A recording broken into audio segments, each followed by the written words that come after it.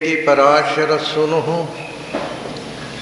ಸತ್ಯವತೀ ಹೃದಯ ನಂದನೋ ವ್ಯಾಸಃ ಯಸ್ಯ ಹಾಸ್ಯ ಕಮಲಗಲಿತಂ ವಾಂಗ್ಮಯಮೃತಂ ಜಗತ್ ಪಿಬತಿ ಭುಜಗ ಭೋಗಾಭಮುದ್ಯಮ್ಯ ಹೃದಯಂ ನಿಜಭುಜಂ ದಕ್ಷಿಣಂ ಲಕ್ಷಣಾಢ್ಯಂ ಲಲಿತಮುದ್ರಿಕ್ತ ವಿಜ್ಞಾನಮುದ್ರಂ ಭಜ ಭಜ ಅನಂತಮಿತ್ಯಾಲಪಂತಂ ಪ್ರಣತವಾನ್ ಪ್ರಾಣಿನಾಂ ಪ್ರಾಣಭೂತಂ ಪ್ರಣತಿಭಿಃ ಪ್ರೀಣಯೇ ಪೂರ್ಣಬೋಧಂ ಭವದವೋಷ್ಣೇನ ತಾತಪ್ಯಮಾನಾನ್ ಭುವಿ ಪರಂ ನಾಥಂ ಅಪ್ರೇಕ್ಷಮಣಾನ್ ಭುವನಮನ್ಯೇನ ಚ ಅನ್ಯೇನ ದೋಷ್ಣಾ ಭವತು ಭೀರ್ಮಾ ಇತಿ ನ ಸಾಂತ್ವಯಂತಂ ಪ್ರಣತವಾನ್ ಪ್ರಾಣಿನಾಂ ಪ್ರಾಣಭೂತಂ ಪ್ರಣತಿಭಿಃ ಪ್ರೀಣಯೇ ಪೂರ್ಣಬೋಧಂ ನಾರಾಯಣಂ ಸುರಗುರುಂ ಜಗದೇಕನಾಥಂ ಭಕ್ತಪ್ರಿಯಂ ಸಕಲಲೋಕನಮಸ್ಕೃತಂಚ ತ್ರೈಗುಣ್ಯವರ್ಜಿತಮಜಂ ವಿಭುಮಾದ್ಯಮೀಶಂ ವಂದೇ ಭವಘ್ನಂ ಅಮರಾಸುರಸಿದ್ಧವಂದ್ಯಂ ನಾರಾಯಣಂ ನಮಸ್ಕೃತ್ಯ ನರಂಚೈವ ನರೋತ್ತಮಂ ದೇವೀಂ ಸರಸ್ವತೀಂ ವ್ಯಾಸಂ ತತೋ ಜಯಮುದೀರಯೇ. ನನ್ನ ಅಧ್ಯಾತ್ಮ ಬಂಧುಗಳೇ, ಮೋಕ್ಷಕ್ಕೆ ಭಗವಂತನನ್ನು ಪಡೆದು ಮೋಕ್ಷದಲ್ಲಿ ನಿರಂತರ ವಾಸ ಮಾಡಬೇಕಾಗಿದ್ದರೆ, ಮತ್ತೆ ಈ ಭೂಮಿಯಲ್ಲಿ ಹುಟ್ಟದೇ ಇರಬೇಕಾಗಿದ್ದರೆ ನಾವು ತಿಳಿಯಬೇಕಾದ ಸಂಗತಿಗಳ ಒಂದು ಪೂರ್ಣ ಚಿತ್ರವನ್ನು ಒಂದು ಪುಟ್ಟ ಶ್ಲೋಕದಲ್ಲಿ ಕೃಷ್ಣ ಕೊಟ್ಟ. ಏವಂ ವ್ಯಕ್ತಿ ಪುರುಷಂ ಪ್ರಕೃತಿಂಚ ಗುಣೈ ಸಹ. ಇಷ್ಟು ತಿಳಿಯಬೇಕಾಗಿದ್ದರೆ ಹೇಗೆ ಇದನ್ನು ತಿಳಿಯುವ ವಿಧಾನ ಅಂತ ಬಂದಾಗ ಎಲ್ಲರಿಗೂ ಒಂದೇ ಥರ ಅಲ್ಲ, ಬೇರೆ ಬೇರೆ ಮಂದಿಗೆ ಬೇರೆ ಬೇರೆ ಥರದ ಅರಿವಿನ ದಾರಿಗಳಿವೆ ಅಂತಕ್ಕಂಥದ್ದನ್ನು ನಿನ್ನೆ ನಾನು ಸಂಕ್ಷಿಪ್ತವಾಗಿ ಹೇಳಿದ್ದೆ. ಅದನ್ನು ಸ್ವಲ್ಪ ಇವತ್ತು ವಿಸ್ತಾರವಾಗಿ ನೋಡೋಣ. ಧ್ಯಾನೇನ ಆತ್ಮನಿ ಪಶ್ಯಂತಿ ಕೇಚಿದ್ ಆತ್ಮಾನಮಾತ್ಮನ. ಭಗವಂತನನ್ನು ನಾರಾಯಣನನ್ನು ಧ್ಯಾನ ಮಾಡೋದು ಕೊನೆಯ ಹಂತ. ಅದು ಎಲ್ಲರೂ ಕೂಡ ಯಾವುದೇ ತರಗತಿಯಲ್ಲಿ ಇರಲಿ, ಆ ಕೊನೆಯ ಉಚ್ಚ ಶಿಕ್ಷಣಕ್ಕೆ ಅವನು ಹೋಗಿ ತಲುಪಬೇಕು ಒಂದಲ್ಲ ಒಂದು ದಿನ. ಆದರೆ ನಾರಾಯಣನನ್ನು ಧ್ಯಾನ ಮಾಡಬೇಕಾಗಿದ್ದರೆ ಅದರ ಮೊದಲು ನಮ್ಮ ಕೈಯಲ್ಲಿ ಇಲ್ಲದ ಒಂದು ಸಂಗತಿ ಇದೆ. ಏನು ಅಂದರೆ ವೈಷ್ಣವ ಜನ್ಮ ಬರಬೇಕಲ್ಲ, ಅದು ನಮ್ಮ ಕೈಯಲ್ಲಿಲ್ಲ. ನಾವು ಯಾವ ಹೊಟ್ಟೆಯಲ್ಲಿ ಹುಟ್ಟುತ್ತೇವೆ, ಯಾವ ತಾಯಿ ಹೊಟ್ಟೆಯಲ್ಲಿ ಹುಟ್ಟುತ್ತೇವೆ, ಮನುಷ್ಯರಾಗಿ ಹುಟ್ಟುತ್ತೇವೆ. ವೈಷ್ಣವರಾಗಿ ಬಿಡಿ, ಮನುಷ್ಯರಾಗಿ ಹುಟ್ಟುತ್ತೇವೆ ಅನ್ನೋ ಗ್ಯಾರಂಟಿ ಇಲ್ಲ. ಯಾವ ಪ್ರಾಣಿ ಆಗಬಹುದು, ಪಕ್ಷಿ ಆಗಬಹುದು, ಮರವಾಗಿ ಹುಟ್ಟಬಹುದು. ತೈಹ ವ್ಯಾಘ್ರೋವ ವೃಕೋವ ವರಾಹೋವ ಯದ್ಯದ್ ಭವಂತಿ ತತ್ತದಾ ಭವಂತಿ. ಉಪನಿಷತ್ತು ಹೇಳಿತು, ತೈಹ ವ್ಯಾಘ್ರೋವ ಹುಲಿಯಾಗಿ ಹುಟ್ಟಬಹುದು, ವರಾಹೋವ ಉಗ್ರವಾದಿಯಾಗಿದ್ದರೆ, ಧರ್ಮದ ಹೆಸರಿನಲ್ಲಿ ಇನ್ನೊಬ್ಬರನ್ನು ಕೊಲೆ ಮಾಡುವಂಥ ಉಗ್ರವಾದಿಯಾಗಿದ್ದರೆ ಮುಂದಿನ ಜನ್ಮದಲ್ಲಿ ಹುಲಿಯಾಗಿ ಹುಟ್ಟಬಹುದು. ವರಾಹೋವ ಇನ್ನೊಬ್ಬರ ಹೊಲಸನ್ನೇ ಹೆಕ್ಕಿ ಅವರು ಹಾಗೆ ಇವರು ಹೀಗೆ ಅಂತ ಟೀಕೆ ಮಾಡ್ತಾ ಕೂತರೆ ಮುಂದಿನ ಜನ್ಮದಲ್ಲಿ ಹೊಲಸು ತಿನ್ನುವ ಹಂದಿಯಾಗಿ ಹುಟ್ಟಬಹುದು. ವ್ಯಾಘ್ರೋವ ವರಾಹೋವ ವೃಕೋವ ಇನ್ನೊಬ್ಬರಿಗೆ ತೊಂದರೆ ಕೊಟ್ಟಷ್ಟು ಉಪದ್ರ ಕೊಟ್ಟಷ್ಟು ಖುಷಿ ಪಡುವವರು ಮುಂದಿನ ಜನ್ಮ ತೋಳಾಗಿ ಹುಟ್ಟಬಹುದು.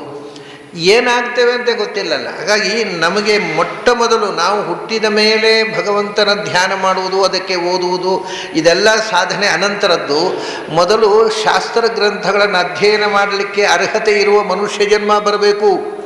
ಮನುಷ್ಯ ಜನ್ಮದಲ್ಲಿ ಶಾಸ್ತ್ರಗಳನ್ನು ಓದಿ ಆ ವೈಷ್ಣವ ಪ್ರಜ್ಞೆ ಬೆಳೆಸ್ಕೊಳ್ಬೇಕಾದ್ರೆ ವೈಷ್ಣವ ಜನ್ಮ ಬರಬೇಕು. ಹುಟ್ಟಿದ ಮೇಲೆ ವೈಷ್ಣವ ಪ್ರಜ್ಞೆ ಬಂದರೂ ಬರ್ಬೋದು. ಒಟ್ಟಿಗೆ ಆ ವೈಷ್ಣವ, ಈ ದೇಹದಲ್ಲಿ ವೈಷ್ಣವ ದೀಕ್ಷೆ ಬಹಳ ಕಷ್ಟ. ಅದು ಬರಬೇಕು ಅಂತಂದರೆ ನಾವು ಹೇಳಿದ ತಕ್ಷಣ ಬರುವಂಥದ್ದಲ್ಲ. ಅದಕ್ಕೆ ಮೊದಲು ಭಗವಂತನ ಅನುಗ್ರಹದಿಂದ ಅಂಥ ಒಂದು ಸಾಧನ ಶರೀರ ಬಂತು. ಅದಕ್ಕೆ ನಮ್ಮನ್ನು ಪುರುಷರಾಗಬೇಕು ಅಂತ ಅನ್ನೋದು. ಪುರುಷ ಅಂದರೆ ಪುರದಲ್ಲಿ ಇರುವವ ಅಲ್ವಾ.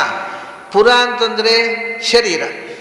ಆ ಶರೀರದಲ್ಲಿ ಪುರು ಅಂದರೆ ಉತ್ಕೃಷ್ಟವಾದ ಶರೀರ, ಸಾಧನ ಶರೀರ. ಅದು ಪುರದಲ್ಲಿ ಇನ್ನೂ ಉತ್ಕೃಷ್ಟವಾದ ಪುರುವಾಗ. ಪುರ ಅಂತಂದ್ರೇ ಪರ್ಫೆಕ್ಟ್ ಬಾಡಿ ಅಂತ. ಪ್ರಾಣಿಗಳ ಶರೀರ ಪುರ ಅಲ್ಲ. ಪುರ ಅಂದರೆ ಪೂರ್ಣತೆಯನ್ನು, ಇವಲ್ಯೂಷನ್ನಲ್ಲಿ ಪೂರ್ಣತೆಯನ್ನು ಪಡೆದ ಶರೀರ ಅಂದರೆ ಹ್ಯೂಮನ್ ಬಾಡಿ. ಅದರಲ್ಲಿ ಪುರು ಉತ್ಕೃಷ್ಟವಾದ ಪುರ ಅಂತಂದರೆ ಭಗವದ್ಭಕ್ತಿ ಭಗವಜ್ಞಾನಕ್ಕೆ ಸಹಕಾರಿಯಾಗಿರ್ತಕ್ಕಂಥ ವೈಷ್ಣವ ಜನ್ಮದಿಂದ ಬಂದ ಶರೀರ. ಆ ಶರೀರದಲ್ಲಿ ಇರುವ ಜೀವ ಪುರುಷ. ಹೆಣ್ಣಾದರೂ ಸರಿಯೇ, ಗಂಡಾದರೂ ಸರಿಯೇ. ಸಾಧಕ ಶರೀರದಲ್ಲಿ ಇರತಕ್ಕ ಜೀವ ಅಂತ ಅರ್ಥ ಪುರುಷ ಅಂದರೆ. ಸಾಧನೆ ಮಾಡತಕ್ಕ ಹೆಣ್ಣು ಪುರುಷನೇ, ಸಾಧನೆ ಮಾಡತಕ್ಕ ಗಂಡು ಪುರುಷನೇ. ಸಾಧನೆ ಮಾಡತಕ್ಕ ಗಂಡು ಕೂಡ ಪುರುಷ ಅಲ್ಲ, ಹೆಣ್ಣು ಅಲ್ಲ.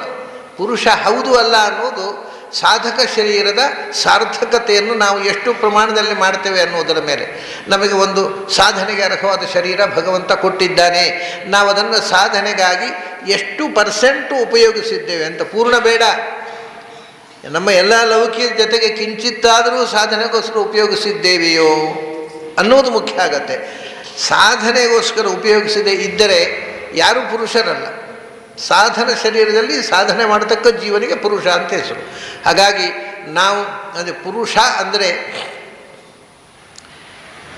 ಅಷ್ಟು ಅರ್ಥ ಅದರ ಒಳಗಿರತಕ್ಕಂಥ ಭಾವ. ಹಾಗಾಗಿ ನಾವು ಗಂಡಸು ಆದವರೆಲ್ಲ ಪುರುಷರು ಅಂತ ಹೇಳಿಕೊಳ್ತಾರೆ ಕೆಲವರು. ಅದು ಏನೂ ಅಲ್ಲ. ಹೆಣ್ಮಕ್ಕಳು ಪುರುಷರಾಗಬಹುದು, ಗಂಡಸರು ಪುರುಷರಾಗಬಹುದು. ಸಾಧನ ಶರೀರದಲ್ಲಿ ಹುಟ್ಟಿ ಬರಬೇಕು, ಸಾಧನೆ ಮಾಡಬೇಕು, ಆಗ ಪುರುಷ. ಅದಕ್ಕೆ ಮೊದಲು ಆ ಸಾಧನ ಶರೀರ ಬರಬೇಕು, ವೈಷ್ಣವ ಜನ್ಮ ಬರಬೇಕು. ಅದು ಆತ್ಮನ ಧ್ಯಾನೇನಾತ್ಮನಿ ಪಶ್ಯಂತಿ ಕೇಚಿದಾತ್ಮಾನಂ ಆತ್ಮನ. ಮೊದಲು ಆತ್ಮನ ಭಗವಂತನ ಅನುಗ್ರಹದಿಂದ ಅದಕ್ಕೆ ಬೇಕಾದಂಥ ಶರೀರ ಬಂತು. ಇಲ್ಲದ್ರೆ ಏನು ಮಾಡಲಿಕ್ಕೆ ಉಂಟು? ನಾವೊಂದು ಪಕ್ಷಿಯಾಗಿ ಹುಟ್ಟಿದರೆ, ಒಂದು ಪ್ರಾಣಿಯಾಗಿ ಹುಟ್ಟಿದರೆ, ಒಂದು ಸರೀಸೃಪವಾಗಿ ಹುಟ್ಟಿದರೆ, ಒಂದು ಮರವಾಗಿ ಹುಟ್ಟಿದರೆ ಬರುತ್ತೆ. ಬರುವುದಿಲ್ಲ ಅಂತಲ್ಲ. ಭಗವಂತನ ಸ್ಮರಣೆ ಪ್ರಾಣಿಗಳಿಗೆ ಮನುಷ್ಯನಿಗಿಂತ ಹೆಚ್ಚು ಬರುತ್ತೆ. ಯಾಕೆಂದರೆ ಮನುಷ್ಯನಿಗೆ ಬುದ್ಧಿ ಜಾಸ್ತಿ ಆದ್ದರಿಂದ ದುರ್ಬುದ್ಧಿಯೂ ಜಾಸ್ತಿ. ಪ್ರಾಣಿಗಳಿಗೆ ಬುದ್ಧಿ ಕಮ್ಮಿ ಆದ್ದರಿಂದ ದುರ್ಬುದ್ಧಿಯೂ ಕಮ್ಮಿ. ಆದ್ದರಿಂದ ಅವು ದುರ್ಬುದ್ಧಿ ಬಹಳ ಕಡಿಮೆ ಅವುಗಳಿಗೆ. ಮನುಷ್ಯರಂಥ ದುರ್ಬುದ್ಧಿ ಇಲ್ಲವೇ ಇಲ್ಲ. ಅವಕ್ಕೆ ಎಲ್ಲಿಯಾದರೂ ಪೂರ್ವಜನ್ಮದ ಸಂಸ್ಕಾರದಿಂದ ಭಗವದ್ಭಕ್ತಿ ಬಂದುಬಿಟ್ರೆ ಅನನ್ಯವಾಗಿ ಭಗವಂತನನ್ನು ನೆನಪಿಸ್ತವೆ ಅವು. ನಿಮಗೆ ಭರತ ಚಕ್ರವರ್ತಿ ಜಿಂಕೆಯಾಗಿ ಹುಟ್ಟಿದ ಕಥೆ ಗೊತ್ತಿದೆ. ಗಜೇಂದ್ರನಾಗಿ ಹುಟ್ಟಿದಂಥ ರಾಜನ ಕಥೆ ಗೊತ್ತಿದೆ. ಗಜೇಂದ್ರ ಜನ್ಮದಲ್ಲಿ ಕೂಡ ಅವನಿಗೆ ಪೂರ್ವಜನ್ಮದಲ್ಲಿ ತಾನು ರಾಜನಾಗಿ ವೈಷ್ಣವ ದೀಕ್ಷೆಯಿಂದ ವಿಷ್ಣು ಭಕ್ತನಾಗಿ ಉಪಾಸನೆ ಮಾಡಿದ್ದು ನೆನಪಿತ್ತು. ಆನೆಯಾಗಿ ಹುಟ್ಟಿದಾಗಲೂ ಅದೇ ರೀತಿ ಇವನಿಗೆ ತಾನು ಚಕ್ರವರ್ತಿಯಾಗಿ ಇಡೀ ದೇಶವನ್ನು ಆಳಿದ್ದೆ, ಪರಮ ವಿಷ್ಣು ಭಕ್ತನಾಗಿದ್ದೆ. ಆದರೆ ಸಾಯೋ ಕಾಲದಲ್ಲಿ ಒಂದು ಜಿಂಕೆ ಮರಿಯ ಮೋಹಕ್ಕೆ ಬಿದ್ದು ಜಿಂಕೆಯಾಗಿ ಹುಟ್ಟಿದೆ ಅನ್ನೋ ಎಚ್ಚರ ಇತ್ತು. ಆ ಜಾತಿ ಸ್ಮೃತಿ. ಈ ಜಾತಿ ಸ್ಮೃತಿಯಿಂದಾಗಿ ಮಹಾವೈಷ್ಣವ ಆಗಿತ್ತು ಆ ಜಿಂಕೆ, ಮಹಾವೈಷ್ಣವಾಗಿತ್ತು ಆ ಆನೆ. ಅಷ್ಟು ವೈಷ್ಣವ ದೀಕ್ಷೆ ಮನುಷ್ಯರಲ್ಲೂ ಇರೋಲ್ಲ. ಯಾಕಂದರೆ ಅವರಿಗೆ ಎಲ್ಲ ವ್ಯವಹಾರ ಮುಗಿದ ಮೇಲೆ ಒಂಚೂರು ದೇವರಿಗೂ ಬೇಕಾದರೆ ಕಾಲ ಕೊಡೋಣ. ಆದರೆ ನಮ್ಮ ವ್ಯವಹಾರ ಬಿಟ್ಟು ದೇವ್ರನ್ನ ಕಟ್ಟಿಕೊಂಡು ಏನು ಮಾಡೋದು ಅಂತಾರೆ ಮನುಷ್ಯರು. ನಮ್ಮ ವ್ಯವಹಾರ ಬಿಟ್ಟು ದೇವ್ರನ್ನ ಕಟ್ಟಿಕೊಂಡ್ರೆ ಬದುಕಲಿಕ್ಕಾಗತ್ತಾ ಅಂತ ಕೇಳ್ತಾರೆ. ಯಾವ ಪ್ರಾಣಿಯೂ ಹಾಗೆ ಕೇಳೋಲ್ಲ. ಅದಕ್ಕೆ ಭಗವಂತನಲ್ಲಿ ಆಸಕ್ತಿ ಬಂತು ಅಂತಂದರೆ ಅದು ಕೊನೆಯ ಉಸಿರಿರೋ ತನಕವೂ ಭಗವಂತನದ್ದೇ ಚಿಂತೆ. ಬಹಳ ವಿಚಿತ್ರವಾದ ಈ ಎರಡು ಕಥೆಗಳನ್ನು ನಾನು ಅನೇಕ ಬಾರಿ ಹೇಳಿದ್ದೇನೆ. ಆದರೆ ನಾವು ಭಗವಂತನ ನೆನಪಿಗೋಸ್ಕರ ಪೂರಕವಾದ ಇಂಥ ಕಥೆಗಳನ್ನು ಎಷ್ಟು ಬಾರಿ ಕೇಳಿದರೂ ಒಳ್ಳೆಯದೇ. ಮತ್ತು ಕೇಳಿದವರಿಗಂತೂ ಹೊಸದಾಗಿ ಕೇಳಿದಾಗ. ಗದಗಿನ ಹತ್ತಿರ ರೋಣ ಅಂತ ಒಂದು ಊರಿದೆ, ನಿಮ್ಗೆ ಗೊತ್ತಿದೆ. ಅದು ಅಲ್ಲಿಗೆ ಹೋಗದೇ ಇದ್ದವರಿಗೆ ಹೆಸರು ಕೇಳಿರ್ತೀರ ಅಲ್ಲ. ಮ್ಯಾಪಿನಲ್ಲಿ ರೋಣ ಅಂತ ಒಂದು ಊರಿದೆ, ಧಾರವಾಡ, ಗದಗು, ಉತ್ತರ ಕರ್ನಾಟಕ, ಅಪ್ಪರ್ ಕರ್ನಾಟಕದಲ್ಲಿ. ಆ ರೋಣ ಅಂತ ಅನ್ನೋದು ಊರಿನಲ್ಲಿ ನನ್ನ ಪರಿಚಿತರು ಒಬ್ಬರ ಮನೆ ಇದೆ. ಅವರು ನಮಗೆ ತುಂಬ ಪರಿಚಿತರು. ಅವರ ಮನೆಯಲ್ಲಿ ಒಂದು ನಾಯಿ. ತಮಾಷೆ ಏನು ಅಂದರೆ, ಒಂದು ವಿಶಿಷ್ಟವಾದ ದಿನ ಅದು ಬೆಳಗಾತ ಅದಕ್ಕೆ ಗಂಜಿ ಇಡ್ತಿದ್ರು ತಿನ್ನಲಿಕ್ಕೆ. ಅದಕ್ಕೆ ಯಾವಾಗಲೂ ಕಾಯ್ತಾ ಇರೋದು. ಯಾವಾಗ ತಟ್ಟೆಯಲ್ಲಿ ಗಂಜಿ ಹಾಕಿದ್ರೂ ಹೋಗಿ ತಿಂತಿತ್ತು. ಒಂದು ವಿಶಿಷ್ಟವಾದ ದಿನ ತಿಂತಿರಲಿಲ್ಲ. ಅದು ಸುಮ್ಮನೆ ಚೈನ್ ಬಿಚ್ಚಿ, ಕುತ್ತಿಗೆಗೆ ಚೈನ್ ಕಟ್ಟಿರ್ತಾರಲ್ಲ, ನನ್ನ ಚೈನ್ ಬಿಚ್ಚಿ ನನ್ನನ್ನು ಹೋಗೋಗುಡಿ ಅಂತ ಹೇಳಿ ಸುಮ್ಮನೆ ಕೂಗೋದು, ಎಳೆಯೋದು, ಚೈನ್ ಎಳೆಯೋದು. ಗಂಜಿ ಹಾಕಿದ್ದನ್ನು ಮುಡ್ತಿರಲಿಲ್ಲ. ಇವರಿಗೆ ಕುತೂಹಲ ಆಯಿತು, ಯಾಕೆ ಇದು ಗಂಜಿ ಹಾಕಿದರೆ ತಿನ್ನೋಲ್ಲ, ನೋಡೋಣ ಅಂತ ಆ ನಾಯಿಯ ಕೊರಳಿನ ಚೈನ್ ಬಿಚ್ಚಿದರು. ಅಲ್ಲಿ ಅದು ಸೀದಾ ಹೋಯಿತು. ತಟ್ಟೆಯನ್ನು ಬಿಟ್ಟು, ಮನೆ ಕಂಪೌಂಡ್ ಬಿಟ್ಟು ಸೀದಾ ಹೋಯಿತು. ಎಲ್ಲಿ ಹೋಗುತ್ತೆ ನೋಡಬೇಕಲ್ಲ, ಇವ್ರಿಗೆ ಕುತೂಹಲ. ಹೋದರು ಇವರು. ಅಲ್ಲಿ ಸಮೀಪದಲ್ಲೇ ಮಲಾಪಹ ಅಂತ, ನನಗೆ ಮಲಪ್ರಭಾ ಅಂತಾರೆ ಕನ್ನಡದಲ್ಲಿ. ಮಲಪ್ರಭಾ ಅಂದರೆ ಭಾಳ ಅಸಹ್ಯ ಶಬ್ದ. ಮಲಾಪಹ ಅಂತ ಅದರ ಹೆಸರು. ಮಲಾಪಹ ಅಂತ ಒಂದು ನದಿ ಇದೆ. ಇದು ಸೀದಾ ನದಿ ತೀರಕ್ಕೆ ಹೋಯಿತು. ಇವರಿಗೆ ಕುತೂಹಲ, ನಾಯಿ ನದಿ ತೀರಕ್ಕೆ ಯಾಕೆ ಹೋಯಿತು ಅಂತ. ಇದು 100ಕ್ಕೆ 100ರಷ್ಟು ನನ್ನ ಪರಿಚಿತರ ಮನೆಯಲ್ಲಿ ನಡೆದ ಘಟನೆ. ಇದು ಯಾವುದೇ ಕಥೆ ಅಲ್ಲ, ಗಟ್ಟು ಕಥೆ ಅಲ್ಲ, ಅಥವಾ ನಾನು ದೂರದಿಂದ ಕೇಳಿ ಕಿವಿಯಿಂದ ಕಿವಿಗೆ ಅದಕ್ಕೆ ಪುಕ್ಕ ಬಾಲ ಎಲ್ಲ ಸೇರಿದ ಕಥೆ ಅಲ್ಲ, ಎಕ್ಸಾಕ್ಟ್ ಸ್ಟೋರಿ. ಆ ನದಿ ತೀರಕ್ಕೆ ಹೋಯಿತು. ಇವರಿಗೆ ಕುತೂಹಲ, ನದಿ ತೀರಕ್ಕೆ ಯಾಕೆ ಹೋಯಿತು ನಾಯಿ ಅಂತ. ಹೋಗಿ ಮುಳುಗು ಹಾಕಿತದು, ಸ್ನಾನ ಮಾಡಿತು ಆ ನದಿಯಲ್ಲಿ. ಸ್ನಾನ ಮಾಡಿ ವಾಪಸ್ ಒಂದು ಗಂಜಿ ತಿಂತು. ಅರೆ, ಇದು ಗಂಜಿ ತಿನ್ನಬೇಕಾದ್ರೆ ಸ್ನಾನ ಮಾಡಿ ಗಂಜಿ ತಿನ್ನಬೇಕು ಅಂತ ಹೊಸ ಸಂಪ್ರದಾಯ ಏನು, ಯಾವತ್ತೂ ಹಾಗೆ ತಿಂತಾ ಇದ್ದದ್ದು ಅಂತ. ಆಮೇಲೆ ಅವರು ಪಂಚಾಂಗ ನೋಡಿದರು. ಅಕಸ್ಮಾತ್ ಪಂಚಾಂಗ ನೋಡಿದರು. ಅವರಿಗೆ ನೋಡಿ, ಅವರಿಗೆ ಪಂಚಾಂಗ ನೋಡಿದ್ರೆ ತಿಥಿ ಯಾವುದು ಅಂತೂ ಗೊತ್ತಾಗೋಲ್ಲ, ನೋಡಿದ್ರೂ ಗೊತ್ತಾಗೋಲ್ಲ. ಯಾಕೆಂದರೆ ಒಂದೊಂದು ಮಠದ್ದು ಒಂದೊಂದಿರುತ್ತೆ. ಅದು ಮಾಡಬೇಕು ಇದು ಮಾಡಬೇಕು ಅಂತ ಗೊತ್ತಾಗೋಲ್ಲ, ಪಂಚಾಂಗ ನೋಡಿದ್ರೂ ಗೊತ್ತಾಗೋಲ್ಲ ಮನುಷ್ಯರಿಗೆ. ಅದಕ್ಕೆ ಯಾವ ಪಂಚಾಂಗವೂ ನೋಡಬೇಕಾದ್ದಲ್ಲ. ಆದ್ದರಿಂದ ಯಾವ ಮಠದ ರಾಜಕೀಯವೂ ಇಲ್ಲ. ಆದ್ದರಿಂದ ಕರೆಕ್ಟು ಏಕಾದಶಿ ಗೊತ್ತಾಗೋದು ಸ್ನಾನ ಮಾಡಿ ಬಂದಿದೆ. ಇವರು ಪಂಚಾಂಗ ನೋಡ್ತಾರೆ, ಅವತ್ತು ಏಕಾದಶಿ. ಪ್ರತಿ ಏಕಾದಶಿ ದಿವಸ ಹಠ ಮಾಡಿ ಸ್ನಾನ ಮಾಡಿ ಬರ್ತದೆ. ಅದು ಏನಿರಬಹುದು ಯೋಚನೆ ಮಾಡಿ. ಅಂದರೆ ಅದಕ್ಕೆ ಖಂಡಿತವಾಗಿ ಪೂರ್ವಜನ್ಮದ ಸ್ಮೃತಿ ಇರಬೇಕು. ಪೂರ್ವಜನ್ಮದಲ್ಲಿ ಮನುಷ್ಯನಾಗಿದ್ದಾಗ ನದಿ ತೀರ್ಥಗಳಲ್ಲಿ ಸ್ನಾನ ಮಾಡದೆ ಅದನ್ನೆಲ್ಲ ಟೀಕೆ ಮಾಡಿಕೊಂಡು ಇತ್ತು ಅಂತ ಕಾಣುತ್ತೆ. ಅದಕ್ಕೆ ಪಶ್ಚಾತ್ತಾಪದಿಂದ ಏಕಾದಶಿ, ಪ್ರತಿ ಏಕಾದಶಿ ದಿವಸ ನದಿಯಲ್ಲಿ ಹೋಗಿ ಸ್ನಾನ ಮಾಡಿ ಬರುತ್ತೆ. ಇದು ಅವರು ಪ್ರತಿ ಏಕಾದಶಿ ಅಬ್ಸರ್ವ್ ಮಾಡಿ ನನಗೆ ಹೇಳಿದ ಕಥೆ. ನಮಗೆ ಪಂಚಾಂಗ ನೋಡಿದ ಮೇಲೆ ಗೊತ್ತಾಗೋದು ಸ್ವಾಮಿ ಏಕಾದಶಿ ಯಾವತ್ತು ಅಂತ. ನಮ್ಮ ಮನೆ ನಾಯಿ ಕಡೆಗೆ, ನಮ್ಮ ಮನೆ ನಾಯಿ ಯಾವತ್ತು ಸ್ನಾನಕ್ಕೆ ಹೋಯ್ತಾ ಅವತ್ತು ಏಕಾದಶಿ. ಪಂಚಾಂಗ ನೋಡೋದು ಅಗತ್ಯ ಇಲ್ಲ, ಗ್ಯಾರಂಟಿ ಮಾಡಬಹುದು ಅನ್ನುವಂಥ ಅಷ್ಟು ವಿಚಿತ್ರ ನೋಡಿ. ಅದಕ್ಕೆ ಆ ನದಿಯಲ್ಲಿ ಸ್ನಾನ ಮಾಡಿಯೇ ಅವತ್ತು ಆಹಾರ ಸೇವಿಸ್ತಿತ್ತು. ಅಂದರೆ ನಾವು 100ಕ್ಕೆ 100ರಷ್ಟು ಖಚಿತವಾಗಿ ಅದಕ್ಕೆ ಪೂರ್ವಜನ್ಮದ ಸ್ಮೃತಿ ಇತ್ತು ಅಂತ ಊಹಿಸಬಹುದು. ಇನ್ನೊಂದು ನಾಯಿ ಕಥೆ, ಅದನ್ನು ನಾನು ಬಹಳ ಬಾರಿ ಹೇಳಿದ್ದೆ. ಮಂಗಳೂರಿನಲ್ಲಿ ನಾನು ಮಹಾಭಾರತ ಪ್ರವಚನ ಮಾಡ್ತಿದ್ದೆ ಟೌನ್ ಹಾಲ್ನಲ್ಲಿ. ಆಗ ಒಂದು ನಾಯಿ ಟೌನ್ ಹಾಲಿನ ಒಳಗೆ ಬಂದು, ಫ್ರಂಟ್ ರೋದಲ್ಲಿ ಸೋಫಾ ಇಟ್ಟಿದ್ದಾರೆ, ಅದರ ಅಡಿಯಲ್ಲಿ ಹೋಗಿ ಬಂದು ಕಾರ್ಯಕ್ರಮ 6 ಗಂಟೆಯಿಂದ 8 ಗಂಟೆ ತನಕ ಮಾತಾಡ್ತಿದ್ದೆ ಆವಾಗ ನಾನು 2 ತಾಸು. 6 ಗಂಟೆಗೆ 2 ನಿಮಿಷ ಇದೆ ಅನ್ನೋವಾಗ ಒಳಗೆ ಬರ್ತಿತ್ತು. ಯಾರಿಗೂ ಡಿಸ್ಟರ್ಬ್ ಮಾಡ್ತಿರ್ಲಿಲ್ಲ, ಸೋಫಾದ ಅಡಿಯಲ್ಲಿ ಕೂತ್ಬಿಡೋದು. ಸೊ ಬಂದು ಕೂತವರಿಗೆ ನಾಯಿ ಇದೆ ಅಂತ ಕೂಡ ಗೊತ್ತಾಗೋ ಹಾಗಿಲ್ಲ. ಅದು ಮಧ್ಯದಲ್ಲಿ ಎದ್ದು ಓಡಾಡ್ತಿರಲಿಲ್ಲ. ಪೂರ್ತಿ ಉಪನ್ಯಾಸ ಮುಗಿದ ಮೇಲೆ ಎಲ್ಲರೂ ಎದ್ದು ಹೋದ ಮೇಲೆ ಸೋಫಾದಿಂದ ಹೊರಗೆ ಬಂದು ತನ್ನಷ್ಟಕ್ಕೆ ಹೋಗ್ತಿತ್ತು. ಇದು ಎಂಥದ್ದು ಅಲ್ಲಿ ಕುತೂಹಲ. ಕಾರ್ಯಕ್ರಮ ನನಗೆ ಇದೆಲ್ಲ, ಯಾಕಂದ್ರೆ ನಾನು ಅಲ್ಲಿಂದ ಉಪನ್ಯಾಸ ಮುಗಿದ ತಕ್ಷಣ ಹೊರಟು ಹೋಗ್ತಿದ್ದೆ. ಆ ಕಾರ್ಯಕರ್ತರಿದ್ದಾರಲ್ಲ, ಆ ಆಯೋಜಕರು, ಅವರಿಗೆ ಕುತೂಹಲ. ಇದೊಂದು ನಿತ್ಯ ಬರ್ತದೆ, ಫ್ರಂಟ್ ರೋದಲ್ಲಿ ಕೂತು ಕೇಳಿ ಹೋಗುತ್ತೆ, ಏನು ಕಥೆ. ಅವರು ಯೋಚನೆ ಮಾಡೋದು, ಯಾರೋ ಅದರ ಮನೆ ಯಜಮಾನ ಬರ್ತಾರೆ, ಅವರು ಸೋಫಾದಲ್ಲಿ ಕೂತಿರ್ತಾರೆ, ನಡಿಲಿ ಕೂತಿರುತ್ತೆ, ಮನೆಯವರು ಯಾರೋ ಬಂದಿರಬೇಕು ಅಂತ ಯೋಚನೆ ಮಾಡಿ. ಆದರೆ ಮನೆಯವರು ಯಾರು ಹೋಗುವಾಗ ನಂದಲ್ಲ ಅಂತಾರೆ. ಯಾರು ಅದನ್ನು ತನ್ನ ನಾಯಿ ಅಂತ ಕ್ಲೈಮ್ ಮಾಡಲಿಲ್ಲ ಯಾರು ಕೂಡ. ಇವರಿಗೆ, ನಮ್ಮ ಕಾರ್ಯಕರ್ತರಿಗೆ ಒಂದು ಕುತೂಹಲ ಆಯಿತು, ನಾಯಿ ಎಲ್ಲಿಂದ ಬರೋದು ನೋಡೋಣ ಅಂತ. ಮಂಗಳೂರಿನಿಂದ ಸಿಟಿ, ಈ ಟೌನ್ ಹಾಲ್ನಿಂದ ಒಂದು 3-4 ಕಿಲೋಮೀಟ್ರ್ ದೂರ ಹೋದರೆ ಅಲ್ಲಿ ಒಂದು ಏರಿಯಾ ಇದೆ, ಪಾಂಡೇಶ್ವರ ಅಂತ ಹೇಳ್ತಾರೆ ಅದಕ್ಕೆ, ಮಂಗಳೂರಿನಲ್ಲಿ. ಅದು ಇದು ನಾಯಿ ಬೆನ್ನು ಹತ್ತಿದ್ರು ನಮ್ಮ ವರ್ಕರ್ಸು, ಕಾರ್ಯಕರ್ತರು. ಹೋದರೆ ಅದು ಪಾಂಡೇಶ್ವರಕ್ಕೆ ಹೋಗಿ ಒಂದು ಮನೆ ಒಳಗೆ ಹೋಯಿತು. ಪಾಂಡೇಶ್ವರದಿಂದ, ದೇವರ ದಯದಿಂದ ಒಬ್ಬ ಮನುಷ್ಯನೂ ಉಪನ್ಯಾಸಕ್ಕೆ ಬರ್ತಿಲ್ಲ, ನಾಯಿ ಮಾತ್ರ ಬರ್ತಿತ್ತು. ಅದು ಅಷ್ಟು ದೂರದಿಂದ ಯಾರು ಉಪನ್ಯಾಸಕ್ಕೆ ಹೋಗ್ತಾರೆ ರಗಳೆ ಅಂತ ಯಾರೂ ಬರ್ತಿರಲಿಲ್ಲ. ನಾಯಿ ಒಂದು ದಿವಸವೂ ತಪ್ಪದೇ ಬರ್ತಿತ್ತು. ಇದು ಏನು ಹೇಳಿ, ಎಲ್ಲರಿಗೂ ಆಶ್ಚರ್ಯ. ಅಲ್ಲಿ ಅದು 6 ಗಂಟೆಗೆ 2 ನಿಮಿಷ ಇರುವಾಗ ಉಂಟು, ಸೋಫಾದ ಅಡಿಯಲ್ಲಿ ಬಂದು ಕೂತಿತ್ತು. ಉಪನ್ಯಾಸ ಮುಗಿದ ತಕ್ಷಣ ಒಬ್ಬರಿಗೂ ತೊಂದರೆ ಮಾಡದೆ ಹೊರಟೋಗ್ತದೆ. ಹಾಗಾದರೆ ಅದಕ್ಕೆ ಏನೋ ಒಂದು, ತಾನು ಹಿಂದಿನ ಜನ್ಮದಲ್ಲಿ ಶ್ರವಣ ಮಾಡಬೇಕಾದನ್ನು ಮಾಡದೆ ಜನ್ಮ ವ್ಯರ್ಥ ಮಾಡಿಕೊಂಡೆ ಅನ್ನುವ ನೋವು. ಇಲ್ಲಿ ಯಾಕೆ ಹೇಳಬೇಕದು? ಯಾರು ಅದು ಮನೆಯವರು ಬಂದರೆ ಸರಿ ಅದು ಬರ್ತಿತ್ತು, ಯಾರೂ ಬರ್ತಿರಲಿಲ್ಲ ಅದು ಬರ್ತಿತ್ತು. ಆದರೆ ಅದರ ಪ್ರಾರಬ್ಧ ಕರ್ಮ ಬಹಳ ದೊಡ್ಡದು. ಅದು ಪ್ರಾರಂಭದಿಂದ ಕೇಳ್ತಾ ಇತ್ತು. ಇನ್ನು ಮಹಾಭಾರತ ಪ್ರವಚನ ಮುಗಿಲಿಕ್ಕೆ ಒಂದು ವಾರ ಇದೆ ಅನ್ನುವಾಗ ಆ ನಾಯಿಗೆ ಮತ್ತೊಂದು ಹುಚ್ಚು ನಾಯಿ ಕಚ್ಚಿತು. ನೋಡಿ ಪ್ರಾರಬ್ಧ ಗರ್ಭ. ಅದು ಹುಚ್ಚು ಹಿಡಿದು ಇದ್ದವರಿಗೆಲ್ಲ ಕಚ್ಚಿಯನ್ನು ಅಧ್ಯಯನ ಮಾಡಬೇಕಲ್ಲ, ಏನೂ ಮಾಡಲಿಲ್ಲ. ಹುಚ್ಚು ಹಿಡಿದಾಗ ಸೀದಾ ಬಂತು. ಅಷ್ಟು ಜನ ಸಭೆಯಲ್ಲಿ ಸೇರಿರ್ತಾರೆ. ಆ ಟೌನ್ ಹಾಲ್ ಹತ್ತಿರ ಬಂತು. ಟೌನ್ ಹಾಲ್ನ ಬಾಗಿಲಲ್ಲಿ ಬಿದ್ದು ಪ್ರಾಣ ಬಿಟ್ಟಿತ್ತು. ಅಂದರೆ ಪೂರ್ತಿ ಭಾರತ ಕೇಳುವುದಕ್ಕೆ ಇಲ್ಲ, ಅದಕ್ಕೆ ಇನ್ನೂ ಪ್ರಾರಬ್ಧ ಕರ್ಮ ಇದೆ. ಆದರೆ ಇದಕ್ಕೆಲ್ಲ ವಿಜ್ಞಾನದ ಹತ್ತಿರ ಉತ್ತರ ಇಲ್ಲ. ವಿಜ್ಞಾನ ಏನು ಹೇಳುತ್ತೆ? ಮೂಢನಂಬಿಕೆ ಅಂತ ಹೇಳುತ್ತೆ ಅಷ್ಟೇ.